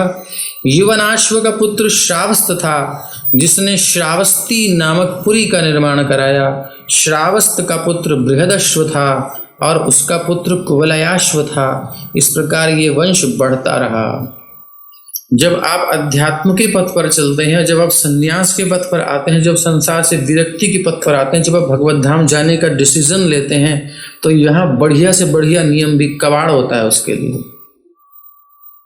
प्रभुपाद जी सन्यासी हैं, अपने सन्यासी शिष्यों को शिक्षा देने के लिए, ब्रह्मचारियों को शिक्षा देने के लिए जब कहीं साथ में रखते हुए जाते हैं तो एक गृहस्थ फैमिली थी, इंडियन फैमिली थी आई थिंक, या कोई फॉरेनर जो भी है, तो थोड़ी सी अंदर की बात है। अब किसको क्या समझाना, अब गृहस्थ में कोई जा रहा है उससे ऐसी बातें नहीं कर सकते, उसको उसके हिसाब से बोलना पड़ेगा। यद्यपि उच्च दृष्टि से किसी काम का नहीं है, वो कबाड़ा है, लेकिन जब वो उसमें जा रहा है तो उसको नियम देने पड़ते हैं ताकि वो उसमें उलझ ना जाए, बाहर निकल के आ जाए। तो अब ये सन्यासी और गृहस्थों को, जो ब्रह्मचारियों को शिक्षा देने के लिए वो मिलाते हैं। अब देखो बड़ा अजीब सा लगेगा आपको, लेकिन प्रभुपाद गृहस्थों को भी पूरी केयर किए हैं। आपने कितने लेटर्स देखे, उनको भी केयर किया। एक्चुअली बात यह है कि स्टूडेंट किस क्लास का है, वो कैंडिडेट किस प्रकार का, उसकी चेतना कॉन्शियस लेवल क्या है, वो जहां है प्रभुपाद जी की सब पर समदृष्टि है। ऐसा नहीं कि उसके प्रति कुछ कह रहे हैं, उसे ऐसा लगता है हम लोग अपनी खोपड़ी से सोचते हैं, मुझसे भी ऐसा करते, अच्छा और तुझसे क्या करते, मुझसे ऐसा करते। प्रभु जी भैया वो उसकी चेतना अलग है, तुम्हारी चेतना अलग है। इंद्र और पृथु दोनों में लड़ाई हो गई, इंद्र बार बार उनका घोड़ा चुरा लिया, अश्वमेध यज्ञ करने न दे, वो निष्काम भाव से भगवान की प्रसन्नता के लिए कर रहे हैं। कोई इंद्रपद चाहिए नहीं, फिर इंद्र को क्यों परेशानी, उसकी खोपड़ी उतनी है, क्या करे, उसकी बुद्धि में बात ही नहीं आ रही, उसे डर है। भोगी को डर होता है कि ये मेरा इंद्रपद न छीन ले, 100वां अश्वमेध यज्ञ कर क्यों रहा है, क्या जरूरत पड़ी है इसको, क्यों मतलब शतक्रतु बनना चाहता है, मेरी पोस्ट जरूर लेगा, उसके दिमाग में घुस चुकी है बात, नहीं निकल गई। तो तुमने कही हद हो गई, बार बार परेशान करता है, इसे निपटा ही देता हूं। अब जब मारने के लिए तो ब्रह्मा जी आ गए, वत्स चिंता मत करो, तुम निष्काम भाव से करो, मुझे पता है वो समझने वाला नहीं। सोचेगा हम दोनों मिल गए और उसको जो है इंद्रपद से हटाने के लिए शांत कर रहे हैं, वो फिर रूप बनाएगा, पाखंड फैलाएगा। ये आप चौथे स्कंद में सुन चुके हैं। तो ब्रह्मा जी स्वयं पृथु महाराज से कहते हैं आप यज्ञ करना बंद कर दो, जबकि पृथु महाराज बिल्कुल ठीक कर रहे हैं, भगवत प्रसन्नता के लिए अश्वमेध यज्ञ हो रहा है। तो ब्रह्मा जी ने कहा तो उनका ठीक है, बंद कर देता हूं, नो प्रॉब्लम। सही कर रहे हैं फिर भी उनको बंद करना पड़ा। अब ब्रह्मा जी ने इनसे ऐसे कहा, उधर इंद्र को समझाया, चल क्षमा मांग, तो वो भी नीचे आया, बोले मेरे लिए तो उन्होंने स्वर्ग बचा दिया मेरा, जबकि उन्होंने स्वर्ग क्या बचाया, वो तो उसको बचाया। हर एक व्यक्ति अपने एंगल से देखता है, तो जो ऊपर होते हैं ना वो दोनों को अपने समझते हैं कि ये कितने पानी में, ये कितने पानी में, इसे मैं कैसे बचा सकता हूँ, इसे कैसे, और तीसरा कितने पानी में है, वो क्या करेगा। तो इसलिए गुरुजनों में श्रद्धा रख करके जब हम चलते हैं तब हम चल पाते हैं, और हमने वहां भी डाउट कर लिया मुझसे कुछ तुमसे कुछ, तो फिर गड़बड़ हो जाएगी। प्रभुपाद जी गृहस्थों को भी पूरी केयर कर रहे हैं, लेकिन क्योंकि वो उस चेतना में है तो उनको उस हिसाब से करते हैं ताकि वहां से अपलिफ्ट हो उनकी चेतना। जैसे कि श्लोकनाथ महाराज विवाह करने जा रहे थे यज्ञ मंडप पर, और वहां कुछ ऐसी बात हुई, प्रभुपाद जी शादी करवा रहे थे अपनी शिष्या से, आई थिंक, तो बैठे हैं तो कुछ देर बोले अभी से ये है हाल है, तो उनको बड़ा लगा। प्रभुपाद ने कहा चल मैं तेरी, वो उसे टाइम नहीं, चल मैं तेरी भागवत से शादी कराता हूँ। तो प्रभुपाद जी ले गए और उनको संन्यास दीक्षा दे दी। विवाह कराने जा रहे थे, संन्यास दे दिया, तो ऐसे सडनली। तो ये एक्चुअल में ओवरऑल देखें तो नीचे वाली चेतना ऊपर वाली, और ऊपर जितना संसार के भोगों से मुक्त होता है वो हायर होता है, ये तो समझ में आना चाहिए। लेकिन क्योंकि जो जहां है अगर वहां संतुष्ट नहीं होगा, वो आग लगी रहेगी, परेशान रहेगा, तो फिर वो उसे भोग नहीं सकता, वहां भी चल नहीं सकता। इसलिए उसको प्रमोट करते नहीं, गृहस्थ आश्रम बहुत ऊंचा है, बहुत श्रेष्ठ है, और ऐसा है वो वैसा है, तो उसको बल मिलता है, ढाढ़स मिलता है। तो प्रभुपाद जी मतलब बात समझने की है, मैच्योर लोग समझ सकते हैं। तो अब क्या है, प्रभुपाद जी जब जाते हैं गृहस्थ के यहाँ तो वो अपनी फैमिली से मिलाता है, ये मेरी वाइफ है, और ये मेरे ये हैं, और मेरे वो हैं, और मेरे वो हैं, वो मेरे ये, दुनिया भर की फैमिली। तो प्रभुपाद जी मुस्कुरा कर कहते हैं बहुत अच्छा बहुत अच्छा। अब आपको अजीब लगेगा, लेकिन प्रभुपाद जी अपने शिष्यों का नाम कहते हैं, इंग्लिश में तो शब्द याद नहीं, but introduce sex life introduce करा रहा है मुझे अपनी, यही फैक्ट है। प्रभुपाद सीधा शास्त्र से नंगा कर देते हैं संसार को, ये देख ले ब्रह्मचारी, देख ले सन्यासी, ये लाइफ दिखा रहा है अपनी कि कितना भोग किया है इसने। बट ये ब्रह्मचारी सन्यासी से कान में कह रहे हैं और गृहस्थों को पूरा प्रेम भी दे रहे हैं। क्यों? क्योंकि प्रभुपाद जी दोनों को डील कर सकते हैं। और जो नौसिखिए होते हैं वो सोचते हैं कि हम ही कुछ हैं। नहीं, ऐसा नहीं है जी। हर एक व्यक्ति अपने रोल प्ले कर रहा है, वो वहां है, उसको अच्छे से निभा ले, अगली क्लास में आ जाएगा। तो ये चीजें बैलेंस करना होता है, हर एक परिस्थिति में देखना होता है कि कौन किस चेतना में है, उसको कैसे अपलिफ्ट किया जाए।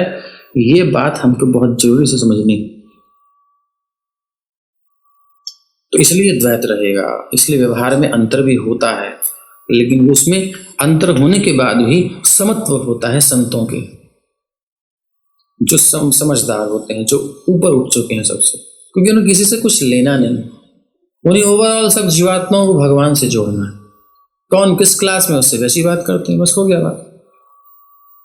अब कुछ नए लोग आते हैं और सीधा ऐसी बातें करते हैं, जनरल बातें, तो उनसे जनरल बातें करनी पड़ेंगी जिनका कोई भक्ति संबंध नहीं है, क्योंकि वो फैमिलियर होंगे तब तो कुछ बोलेंगे, अच्छा ठीक है, अब कभी कभी आप भगवान को प्रणाम कर लीजिए, कभी भगवान का नाम जप सकते हैं, कभी आइए, कुछ नहीं है तो चलिए आया करिए कभी कभी वृंदावन भक्तों का संग कीजिए, बहुत अच्छा लगा आपसे मिलकर, जबकि उसने सारा कबाड़ दिया है, हमें टाइम खा गया हमारा सारा, लेकिन कहना पड़ेगा क्योंकि वो उसकी स्तर ही नहीं है, समझ ही नहीं पाएगा, उसको भी जोड़ना है भगवान से।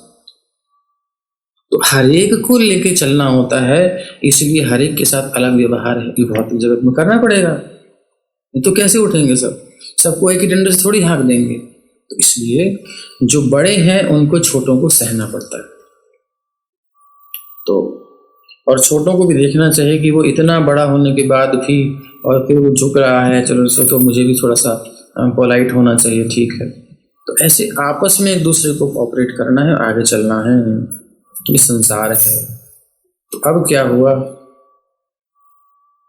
जुवनाश्व का पुत्र शावस्त था, जिसने शावस्ती नामक पुरी का निर्माण कराया। शावस्त का पुत्र बृहदश्व था और उसका पुत्र कुवलयाश्व था। इस प्रकार वह वंश बढ़ता रहा। यह प्रियार्थ मुतंकस्य धुंधुनामः सुरंबली सुतानामेकविंशत्या सहस्रैरहनद्वतः। उत्तंक ऋषि को संतुष्ट करने के लिए अत्यंत शक्तिशाली कुवलयाश्व ने धुंधु नामक असुर का वध किया।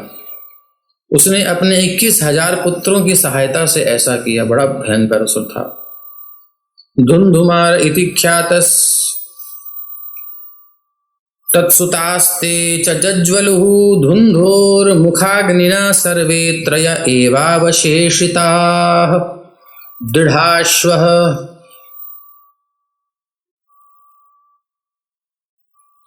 दृढ़ाश्वः कपिलाश्वश्च भद्राश्व इति भारत। दृढ़ाश्वपुत्रो हर्यश्वो निकुंभस्तत्सुतः स्मृतः। हे महाराज परीक्षित, इस कारण से कुवलयाश्व धुंधुमार कहलाया, क्योंकि धुंधु को मार दिया था।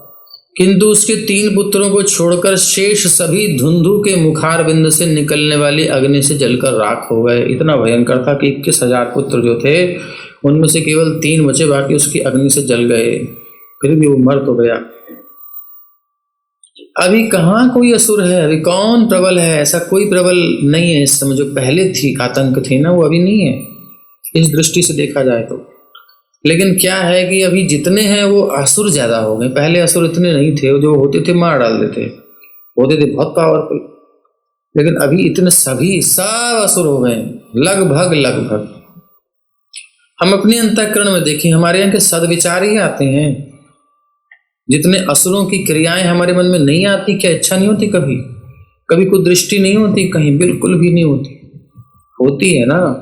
दृष्टि जाती, भले ही मुझे संवरण करें, रोकें, लेकिन ये स्वभाव है। कलयुग में चेतना इतनी दूषित हो गई जीवों की, वो निम्न जगह ही जाती है, निम्न स्तर की ही रहती है, अपलिफ्ट करनी पड़ती है। और पहले वातावरण भी अच्छा होता था, अभी तो वातावरण ही और नीचे गिराने वाला है। उसे पता ही नहीं कि गलत है। प्रभुपाद जी के सामने यही क्वेश्चन आते थे, प्रभुपाद इसमें क्या गलत है? प्रभुपाद कह रहे थे गलत नहीं है तो सारा तो गलत है। बचे हुए पुत्रों के नाम थे दृढ़ाश्व, कपिलाश्व और भद्राश्व। दृढ़ाश्व को हर्यश्व नामक पुत्र हुआ, जिसका पुत्र निकुंभ नाम से विख्यात है। बहुलाश्वो निकुंभस्य कृशाश्वोत्थास्य सेनजित युवनाश्वो भवत्तस्य सोनपत्यो वनंगतः।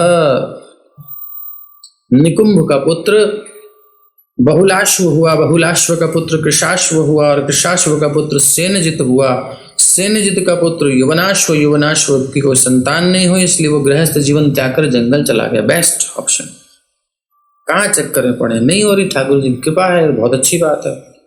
झंझट ही खत्म करो, पितृ ऋण से ऋण होने का चक्कर क्या है, अरे लो गोद लो कैसे कुछ कराओ, नहीं कोई चक्कर नहीं हो रहा, बहुत अच्छी बात है, मैंने प्रयास किया नहीं हुआ, अब क्या करें, भगवत धाम जाने की तैयारी करो, टेंशन नहीं खत्म। और जब भगवत धाम जाने की तैयारी करोगे तो आपकी पुरखे अपने आप सबका कल्याण हो जाएगा, वो खत्म ही होगी कहानी, जरूरत ही नहीं है पितृ तर्पण की, पूरा ही सब उद्धार ही कर दिया कुल का, और क्या चाहिए। भार्याशतेन निर्विण ऋषयोस्य कृपालवः इष्टिं स्मवर्तयां चक्रुरैन्द्रीं तेषु समाहितः। कल गीता क्लास में सब विषय स्पष्ट हो गया होगा आपको, यही सब टॉपिक से कुछ थे रिलेटेड, कुछ नहीं रखा है यहाँ, मन मत लगाओ। यद्यपि युवनाश्व अपनी 100 पत्नियों सहित जंगल में चला गया, लेकिन वो सभी अत्यंत खिन्न थे। तथापि जंगल के ऋषि राजा पर अत्यंत दयालु थे, इसलिए वो मनोयोग पूर्वक इंद्र यज्ञ करने लगे, जिससे राजा के पुत्र उत्पन्न हो सके। अब हमने तो कह दिया अपनी भावना से, लेकिन ये महाराज जी वहां जा करके पता चला अंदर ही अंदर खिन्न है, हताश होकर के गए, भैया गृहस्थ में संतान नहीं हुई, मेरा जीवन बेकार ही रहा, इतनी पत्नियां मैंने करी, कुछ नहीं हुआ, सारे टेस्ट करा लिए, कुछ हो ही नहीं रहा, क्या करूं। मन में कहीं था अब ऐसे भजन करने से भी क्या लाभ। ऋषि ने कहा, अरे राजन, लगता तो रहे कि तुम विरक्त होकर के त्याग करके सब आ गए हो, लेकिन तुम्हारे मन में भी आ सकती है, चलो तुम्हारी व्यवस्था पहले मन में से निकालते हैं। 2 तरीके हैं मन में से निकालने के, एक तो है वो क्रिया कर लो, और एक है कि अपनी शास्त्र विमर्शन के द्वारा अपने अंतःकरण से प्रबोध जागृत हो जाए और हम उससे विरक्त हो जाएं। 2 तरीके हैं। एक तरीका तो योगी अपनाता है, भक्त अपनाता है, बड़े आराम से अलग कर देता है, उसे मन से निकाल देता है, झंझट ही खत्म, ऑपरेशन कर देता है। और दूसरा जो वीक होता है वो सोचता है कैसे करूं, नहीं हो पाया, उसको तो करना ही पड़ता है वो क्रिया।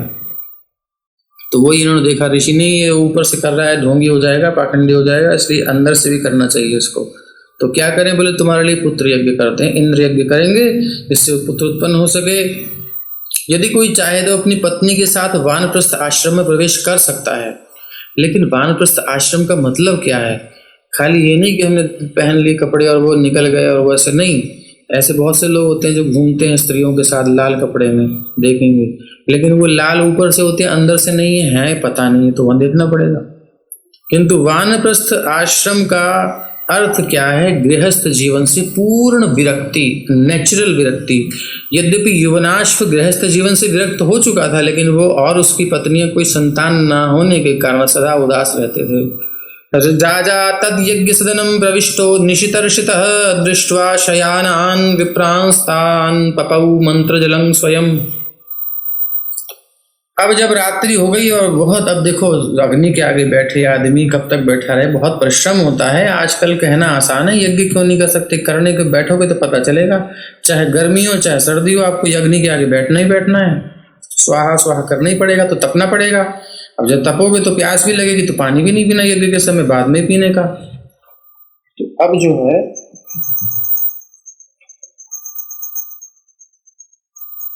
रात हो रही थी, बहुत प्यास लगी इनको, और बहुत ही प्यास लगी इनको। इलेक्ट्रिसिटी की व्यवस्था नहीं थी, शांति होनी चाहिए, रात में तो सब बंद करके सोते हैं वैसे भी, तो दीपक विपक नहीं जल रहा होगा जिस जगह ये गए। प्यासे होने के कारण राजा यज्ञशाला में प्रविष्ट हुआ, वहां कोई काम नहीं। और जब उसने देखा कि समस्त ब्राह्मण तो लेटे हुए हैं, तो उसने अपनी पत्नी के पीने हेतु रखे अभिमंत्रित जल को स्वयं पी लिया। जो जल अभिमंत्रित था, ऐसा पावर विज्ञान था हमारा मंत्र विज्ञान, कि जल में अभिमंत्रित कर दिया, जो पिएगा उसके संतान होगी तो होगी। अब क्या हुआ, दैववश राजा गया, उसने पी लिया। उत्थितास्ते निशम्याथ द्युदिकं कलशं प्रभो पप्रच्छुः कस्य कर्मेदं पीतं पुंसवनं जलम। कस्य इदम कर्म, ये कर्म किसका है। पीतम, पी लिया, क्या पी लिया, बोले पुंसवनम जलम। पुंसवन अर्थात पुत्र उत्पादन की क्षमता में जो संपन्न जल था उसको पी लिया। पीतम कहाँ था? बोले कलशम, कलश में रखा हुआ था। उदकम, तो पूछ रहे हैं पप्रच्छुहु, अरे कहाँ गया, कहाँ गया? सारा अरेंजमेंट जिस चक्कर में किया था वो तो गायब हो गया, कहाँ गया, कहाँ गया? तो जब समस्त ब्राह्मण जगह उन्होंने देखा जलपात्र खाली है, तो उन्होंने पूछा कि संतान उत्पन्न करने वाला जल किसने पी लिया है, जल्दी बताओ। गया वो, अब वो पापा मम्मी बनेगा। राज्ञा पीतम विदित्वा वही ईश्वर प्रहितेन ते ईश्वराय नमश्चक्रुरहो दैव बलं बलम। देखो सुखदेव जी कोई लज्जा नहीं कर रहे हैं, जो है जैसा है बताए जा रहे हैं, आप देख रहे होंगे इस बात को, इसलिए हर बात फैक्ट है, भले हमारी इस बुद्धि में आए ना आए। जब ब्राह्मणों को ये ज्ञात हुआ कि शुद्ध नियंता ईश्वर द्वारा प्रेरित होकर राजा ने जल पी लिया है, तो उन्होंने विस्मित होकर कहा, ओ हो, विधाता की शक्ति ही वास्तविक शक्ति है, ईश्वर की शक्ति का कोई भी निराकरण नहीं कर सकता। इस प्रकार उन्होंने श्री भगवान को सादर नमस्कार किया। इतने बड़े वैज्ञानिक हैं जिनके मंत्र में इतना बल है कि वो जल संतान देगा ही देगा, वो भी भगवान पर विश्वास करते हैं, वो भगवान की शक्ति को मानते हैं, वो मानते हैं इसीलिए शक्ति है, अन्यथा नहीं रहेगी। ततः काल उपावृत्ते कुक्षिम निर्भिद्य दक्षिणम, और युवनाश्वस्य तनयस चक्रवर्ती जजाह, महाराज मैंने पी लिया था। अरे आप ही के लिए तो यज्ञ करे तो आप ही पी गए, अब आपकी पत्नी को प्रसव कष्ट जो होता था वो नहीं होगा, आपको ही झेलना पड़ेगा। माँ बच गई, पापा को सारा इतना प्यार करते थे, ऐसा समझ लो। माँ को कष्ट नहीं देना चाहा तो करें क्या? कोई व्यवस्था, प्रकृति की व्यवस्था तो है नहीं, तो अब प्राकृतिक व्यवस्था करनी पड़ेगी, क्योंकि मंत्र का प्रबल प्रभाव है। तत्पश्चात कालक्रम से राजा यवनाश्व के उदर के दाहिनी ओर के निचले भाग से चक्रवर्ती राजा के उत्तम लक्षणों से युक्त एक पुत्र उत्पन्न हुआ। ऑपरेशन करके भैया, सर्जरी करके, सर्जरी बहुत आगे थी पहले हमारी, तो सर्जरी करके उसको निकाल लिया। बन तो गया लेकिन पोषण नहीं होगा। पोषण कैसे होगा? दूध तो माँ के आएगा ही नहीं जब माँ ने पैदा ही नहीं किया। तो कंग धास्यति, कौन इसका पालन करेगा? कुमारो अयम कुमारो कंग धास्यति, स्तन्य कौन स्तनपान कराएगा? रोरूयते वृषम, बहुत रो रहा है बेचारा, वहाँ वहाँ। मां धाता, मां धाता, मां धाता है ना, आप जब संधि करेंगे तो मां धाता, वैसे अलग अलग मां धाता, मेरे द्वारा इसका पोषण होगा। कौन बोला? कौन बोला ये? मारोदी, मत रो बच्चे, रोदीर्ति इंद्रो देशिनी मदात। कौन बोला? कौन बोला? बोले इंद्र बोला। अच्छा, इंद्र ने कहा माँ रो मत बेटा, तुम मुझे पी सकते हो। अब इंद्र को कैसे पिएंगे? उनके कौन सा जो है स्तनपान कराने की व्यवस्था है? नहीं, उनकी तर्जनी उंगली में अमृत का स्राव होता है। तर्जनी उंगली, ठीक है ना, इंडेक्स फिंगर में आई थिंक है ना, तर्जनी कहते हैं। तो उंगली से अमृत का स्राव होता है। जब हाथी घायल हुआ था, आपको याद होगा, तो फिर इंद्र ने अपनी अंगुली से उसके घावों को सही किया था। नेचुरल उसका एक गुण है, इंद्र के अंदर स्वाभाविक अमृत स्राव होता है उंगली से। तो तर्जनी उंगली को उस बालक के मुख में दे दिया। मां धाता, मैं तेरे को दूध पिलाऊंगा। बढ़िया व्यवस्था है। न ममार पिता तस्य विप्रदेव प्रसादतः, पिता का क्या हुआ? उसकी कोख उसको पेट फाड़ करके निकला। बोले वो मरा नहीं, विप्र ब्राह्मणों की प्रसन्नता से, देवताओं की प्रसन्नता से, कृपा से नहीं निकला, मरा नहीं, मतलब उसको कुछ घाव नहीं हुआ विशेष, वो सब ठीक हो गया। यवनाश्वोथ तत्रैव तपसा सिद्धिमन्वगात, माँ का ही दूसरा जन्म होता है संतान नेचुरल हो जाए तो, और ऑपरेशन के बाद तो खतरा होता ही है। कई बार केस बहुत कॉम्प्लिकेटेड हो जाता है, तो फिर जब बाप माँ बनेगा तब तो क्या होगा? कुछ भी हो सकता है भाई। इसलिए सभी स्पष्ट बताया कि चूंकि उस बालक के पिता यवनाश्व को ब्राह्मणों का आशीर्वाद प्राप्त था, इसलिए वह मृत्यु का शिकार नहीं हुआ। इस घटना के पश्चात उसने कठिन तपस्या की। अब उसको समझ में आ गया एक्चुअली ये स्पेशली भगवान ने क्यों करवाया। आपको पीछे देखा होगा ना, भगवान की इच्छा से, भगवान के बेटा तुझे बेटा चाहिए ना, तो ये तो पैदा करना है नहीं, तो भी करना पड़ा नहीं, वो तो स्त्री को ही करना है। तो अब जो है वो पत्नियां थी, भी पति संतुष्ट नहीं है, अब हम कैसे संतुष्ट हों। अब पति देव को संतुष्ट करना, भगवान ने कहा बेटा तू पैदा करके देख कैसा लगता है। तो उनको लगा यार कहाँ, तो फिर वो तपस्या के लिए सब छोड़ दिया उन्होंने और कठिन तपस्या की और उसी स्थान पर पूर्णता प्राप्त की। अब उनका मन से वो वासना खत्म हो गई, वो इच्छा निकल गई, पुत्र हो गया ना, बात खत्म। जब तक हम लड्डू खाते नहीं तब तक लड्डू लड्डू मन में घूमता है, जब लड्डू खा लेते हैं तो लड्डू निकल जाता है मन से।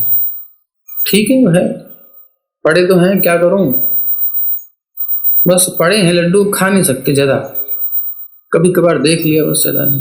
पहले जब नहीं होता लड्डू बहुत मन करता है खाने का।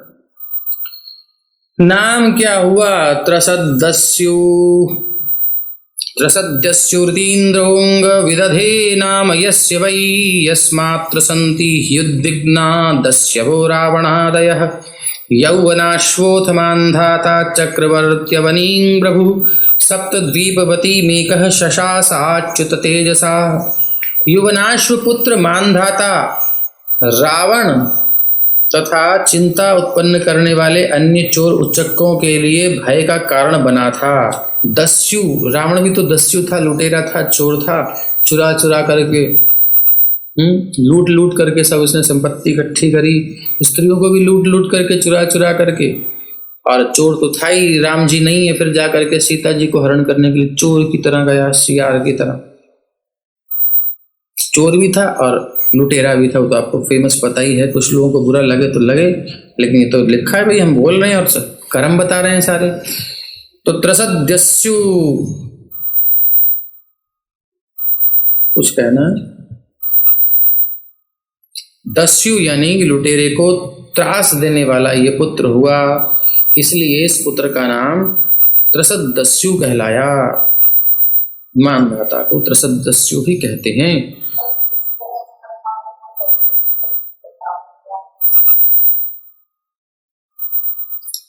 तो त्रसद्यस्यु ये नाम राजा इंद्र द्वारा रखा गया था। पूर्ण पुरुषोत्तम भगवान की कृपा से यौवनाश्व पुत्र इतना शक्तिशाली था कि जब वह सम्राट बना तो उसने 7 द्वीपों से युक्त संपूर्ण विश्व पर शासन किया। वह दूसरे किसी शासक के बिना अकेला ही शासक था। एक बार रावण से हुआ, रावण आया, बाण चढ़ा लिया इन्होंने मारने के लिए, मरना था रावण को, तो ऊपर से आ गए। ब्रह्मा जी बोले ये सब लीला खत्म हो जाएगी, राम जी की इसे छोड़ दो, तो बच गया बेचारा, अकेला शासक थे। ईजे च यज्ञं क्रतुभिरात्मविद्भूरि दक्षिणैः सर्वदेवमयं देवं सर्वात्मकमतीन्द्रियं द्रव्यं मन्त्रो विधिर्यज्ञो यजमानस्तथर्त्विजः धर्मो देशश्च कालश्च सर्वमेतद्यदात्मकम्। पूर्ण पुरुषोत्तम भगवान महान यज्ञों के कल्याणकारी पक्षों अर्थात यज्ञ की सामग्री, वैदिक स्तोत्रों का उच्चारण, विविध विधान, विधि विधान, यज्ञ कर्ता, पुरोहित, यज्ञ फल, यज्ञशाला, यज्ञ के मुहूर्त इत्यादि से भिन्न नहीं है। यानी भगवान के लिए जो कुछ भी उपयोग किया जाता है वो भगवान से पृथक नहीं है, ये समझ लो। श्री कृष्ण का, श्री कृष्ण के, श्री कृष्ण को, काके की को जो भी लगता है भगवान के साथ, वो भगवान का ही स्वरूप हो जाता है। वो चिन्मय होता है, वो दिव्य होता है, भिन्न नहीं होता है। मानधाता ने आत्म साक्षात्कार के नियमों को जानते हुए दिव्य पद पर स्थित परमात्मा स्वरूप उन पूर्ण पुरुषोत्तम भगवान श्री विष्णु की पूजा की, जिनमें समस्त देवतागण समाहित रहते हैं, है ना, भगवान के अंश हैं देवता। तो ऐसे स्वरूप को हम भगवान को जब पूछते हैं तो देवताओं की आराधना उसमें स्वाभाविक हो जाती है, अलग से करने की जरूरत नहीं पड़ती। तो ऐसे उस सर्वदेव स्वरूप भगवान श्री विष्णु की पूजा की, परमात्मा पुरुषोत्तम भगवान श्री विष्णु की पूजा की, जिनमें समस्त देवतागण समाहित रहते हैं। इसलिए कुछ लोग कहते हैं हम उसका भी नाम जप करते हैं तो फलाने देवता की भी आराधना करते हैं, और ये भी करते हैं और वो भी करते हैं। करना है आप करिए, कोई प्रॉब्लम नहीं है, बट अगर बुद्धि में थोड़ी सी बात आ रही हो तो वो भगवत उपासना में सबकी हो गई उपासना, सब उसमें आ गए। लेकिन अब पहाड़ में थोड़े से लोग डरते हैं, बोले मेरे थान है हमारा, वहां नहीं करेंगे तो समाज है हमारा। तो ठीक है, आप ऊपर से कर लीजिए, उनके लिए ठीक है, लेकिन पहले भगवान को ऑफर कर दीजिए, उसके बाद आप जहाँ भी देवता को देना दे दीजिए। वो दिखाने के लिए, लोगों के लिए, समाज में रहना है इसलिए। वरना शास्त्र तो बता रहा है कि भगवत उपासना में सबकी उपासना हो गई है, तो व्यवहार में जीना भी है, तो जीने देंगे लोग ना। पहाड़ में तो विशेष परेशानी है, तो कोई बात नहीं, आप उनके लिए करो। लेकिन जो मैच्योर प्रकट हो, समझ में समझदार हो, उनको बचा लो। नहीं तो बेचारे वो देवताओं के नाम पर भूतों की भी उपासना करने लगते हैं। ऐसा भी होता है, होते हैं नाम देवता देवता, लेकिन होता है भूत ही कुछ।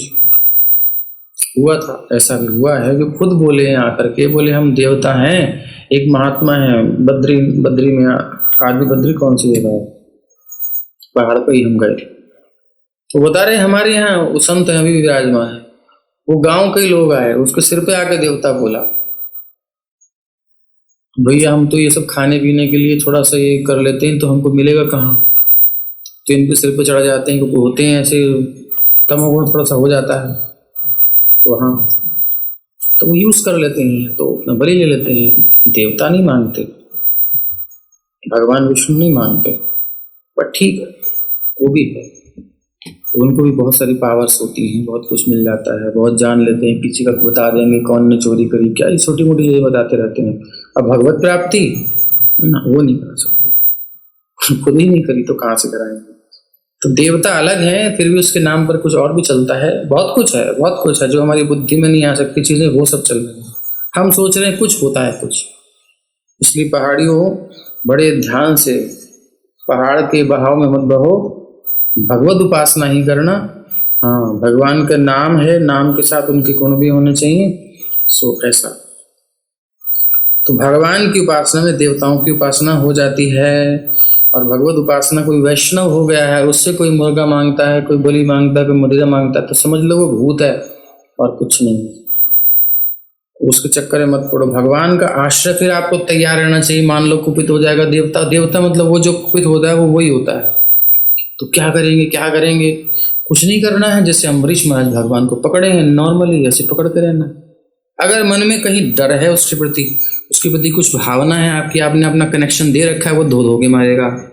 कनेक्शन नहीं दिया, आपने जान लिया कि कुछ नहीं है, भगवान का ही अंश भटका हुआ जीवात्मा, इसका भी उद्धार हो जाए, ठाकुर जी इस पर भी कृपा करें, इसको भी मुक्त कर दें, तो हो सकता है आपके भजन के प्रताप से उसकी भी मुक्ति हो जाए। ऐसा भी हो सकता है, तो उन पर भी दया करनी चाहिए। वो बेचारे भटक रहे हैं किस किस योनि में, तो उनका उद्धार हो जाए। उसने ब्राह्मणों को भी प्रचुर दान दिया, और इस प्रकार उसने श्री भगवान की रचना करने के लिए यज्ञ किया। यावत् सूर्ये उदेति स्म यावच्च प्रतिष्ठति तत्सर्वं यौवनाश्वस्य मान्धातुः क्षेत्रमुच्यते। क्षितिज में जहां से सूर्य उदय होकर और चमकता है और जहां सूर्य अस्त होता है, अब आप देख लीजिए, वो सारे स्थान यौवनाश्व के पुत्र सुविख्यात मानधाता के अधिकार में माने जाते हैं। शशबिन्दुर्दुहितरी बिन्दुमत्या मधान्नृपः पुरुगुत्समम्बरीशं मुचुकुन्दं च योगिनं तेषां स्वसारः पञ्चाशत् सौभरीं वव्रीडे पतिम्। शशबिंदु की पुत्री बिंदुमती के गर्भ से मानधाता को 3 पुत्र हुए। इनके नाम थे पुरुकुत्स, अम्बरीश तथा महान योगी मुचुकुंद।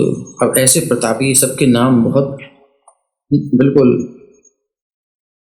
मुचुकुंद की तो स्तुति आप सुनेंगे 10वें स्कंद में, क्या जबरदस्त स्तुति की है भगवान की, आनंद आ जाता है, मतलब दिल रोम रोम खिल जाता है, दिल गदगद हो जाता है, हृदय।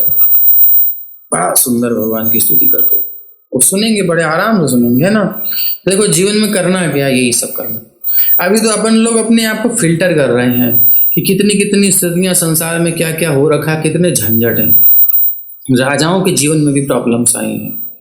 आदमी सब कुछ प्राप्त करने के बाद भी जो है, अब देखेंगे आप 9वां स्कंद तो आ ही गया है।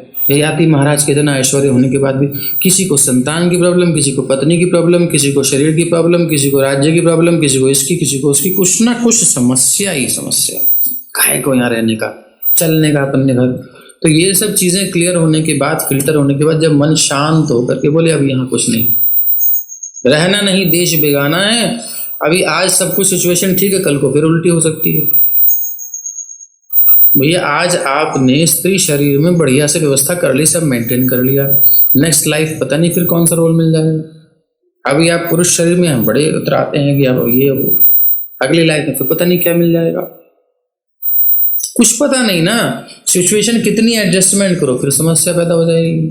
तो यार ये तो यही करते रहेंगे हम, जन्म जन्म तक यही एडजस्टमेंट करते रहेंगे, हर जन्म में स्ट्रगल, हर जन्म में स्ट्रगल, स्ट्रगल स्ट्रगल ही स्ट्रगल बची है क्या? जीने के लिए इतना संघर्ष। हिस्ट्री देखिए, क्रांतियों को देखिए, पढ़िए हिस्ट्री, दिमाग घूम जाएगा कि क्या क्या नहीं हुआ।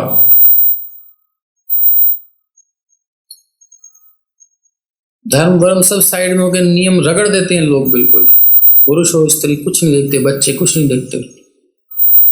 अंग्रेजों ने क्या नहीं किया, मुगलों ने क्या नहीं किया, विदेश में जो अलग हिस्ट्री है फॉरेन, सब जगह झंझट ही झंझट है। ओवरऑल देखेंगे तो समस्या ही समस्या है। तो इसलिए जब मन पक जाए तो चलें फिर घर पे, और जब घर में जाने का मन बनाने के लिए ये सब है, ये सब बाहर की चीजें हैं। और यहाँ से निकल के और फिर जब दशम में आना मतलब अपने घर में एंट्री है। फिर अपन को क्या करना है, घर में अपने प्रियतम के मुख को निहारना है, उनसे बात करनी है, उनसे प्रेम करना है, उनकी सेवा करनी है, बस खत्म काम। और क्या करना है? लड़की की शादी हो गई, अपनी फैमिली में सेट हो गई, अब उसे क्या करना है, उसे पता ही है क्या करना है, उसे पूछने की जरूरत ही नहीं है। सो अपन को वही करना है, अपने प्यारे प्रियतम के साथ बैठना है, दुनिया जाए जहाँ जानी है। अब निकालने के लिए बता रहे, नहीं निकल रहे तो रहो, फिर अब एडजस्टमेंट करते रहो, जन्म जन्म तक घूमते रहो। ठीक है, तो हम दशम स्कंद में सब सुनेंगे आराम से। तो अब जो है मुसुकुंद, ये 3 पुत्र हुए, इन तीनों भाइयों की 50 बहनें थी, 3 भैये 50 बहनें। अब देखो यहाँ से चरित्र शुरू होता है दूसरा वाला, उसको हम आज नहीं लेंगे क्योंकि वो बड़ा बढ़िया है। संसार में ऋषियों की भी क्या स्थिति हो जाती है ये देखो। कल एक मैया पूछ रही थी यहाँ पे जो सुन रही थी कथा अरुण चरण प्रभु से, प्रभु जी जब जैमिनी जैसों की ऐसी हालत तो हमारी क्या, हम कैसे करेंगे? फिर प्रभु जी ने कहा कि जो है कि ज्ञानियों की हालत होती है, ये भक्तों की नहीं होती। क्योंकि ज्ञानी क्या है कि अपनी इंद्रियों को कंट्रोल करता है, अपने आप को वश में करता है, आत्म में वश में करता है पर्सनली। और भक्त ये नहीं करता कि वो वेग को रोक रहा हो, भक्त रोकता नहीं है वेग को, क्योंकि वो जब रोकेगा तो बांध टूटेगा कभी ना कभी। ज्ञान से तो आप रोक ही तो रहे हो, कंज्यूम तो नहीं कर रहे एनर्जी को। तो एनर्जी कंज्यूम करनी बहुत जरूरी है। कहाँ लगाएं? बोले ये भगवान की सेवा में लगा दो एनर्जी सारी। जितनी एनर्जी है ना, वो जितनी भी बुद्धि एनर्जी, जो भी कुछ वेग है, सब भगवान की सेवा में लगा दीजिए, बस कंज्यूम हो जाएगी, कोई परेशानी नहीं करेगी, सही जगह देना है बस। और ज्ञानी तो और योगी तो वो तो अपने में बस, बिगिनिंग में तो ऐसे ही होता है, बाद में समझ में आती है बात, तो फिर तपस्वियों को भी समझ में आती है बात। बोले सारा तब बह जाता है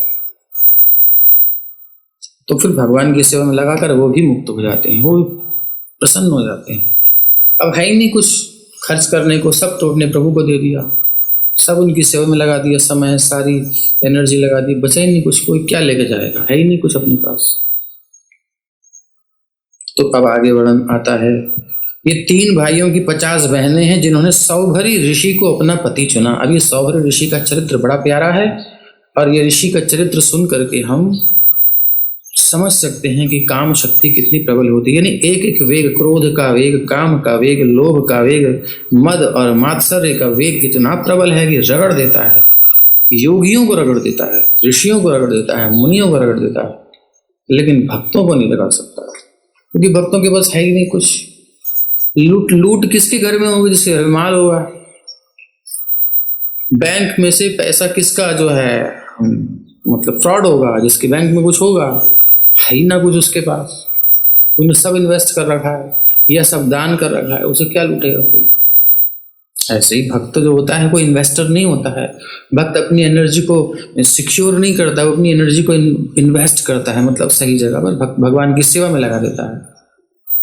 वो कलेक्टर नहीं होता, वो कलेक्ट नहीं करता, वो सेवा में लगा देता है। वो सब कुछ जो भी कुछ भगवान की सेवा में लगा देता। तो कोई माया कहती है इसके पास कुछ है ही नहीं, मैं करूं क्या इसको? जिसके पास होती है प्रॉपर्टी, माया कहती होगा बहुत तपस्या से संचित कर रखी एनर्जी, ला बेटा थोड़ी देर खर्च कर, हमारे एरिया में ग्रोथ नहीं हो रही है, माया के एरिया में लगा सब कुछ, तो भेजती है अपने अपने वाहनों को, अपनी एजेंट्स को भेजती है, इसको कन्विंस करो कैसे ये पॉलिसी ले ले हमारी।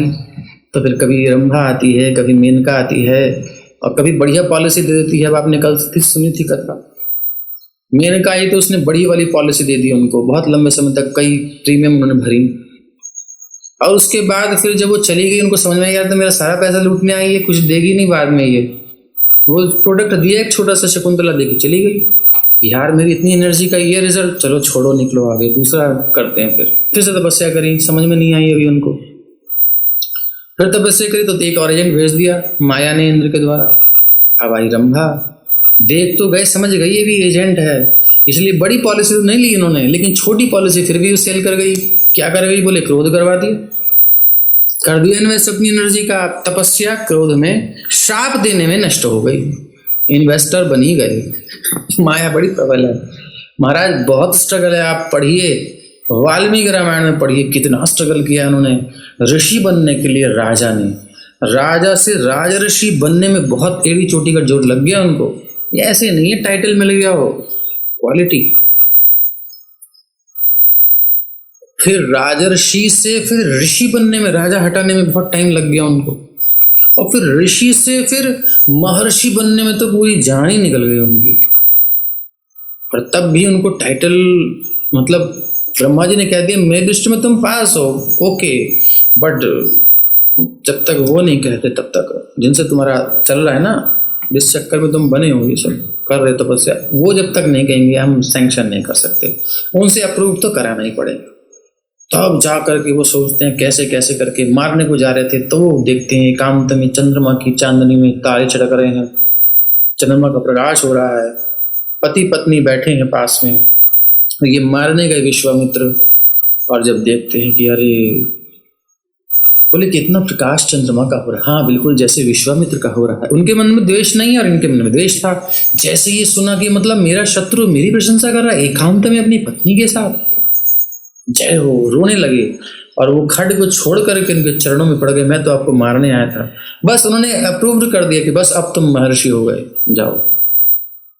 तब वो पद को प्राप्त किए। तब राम जी उनके चेला बने, विश्वामित्र जी के। हाँ, तो ये इतना इजी नहीं है एक महर्षि बनना। लेकिन महाराज ये ऋषियों को भी रगड़ देती है माया, पॉलिसी दे देती है। बहुत बढ़िया एजेंट है ये।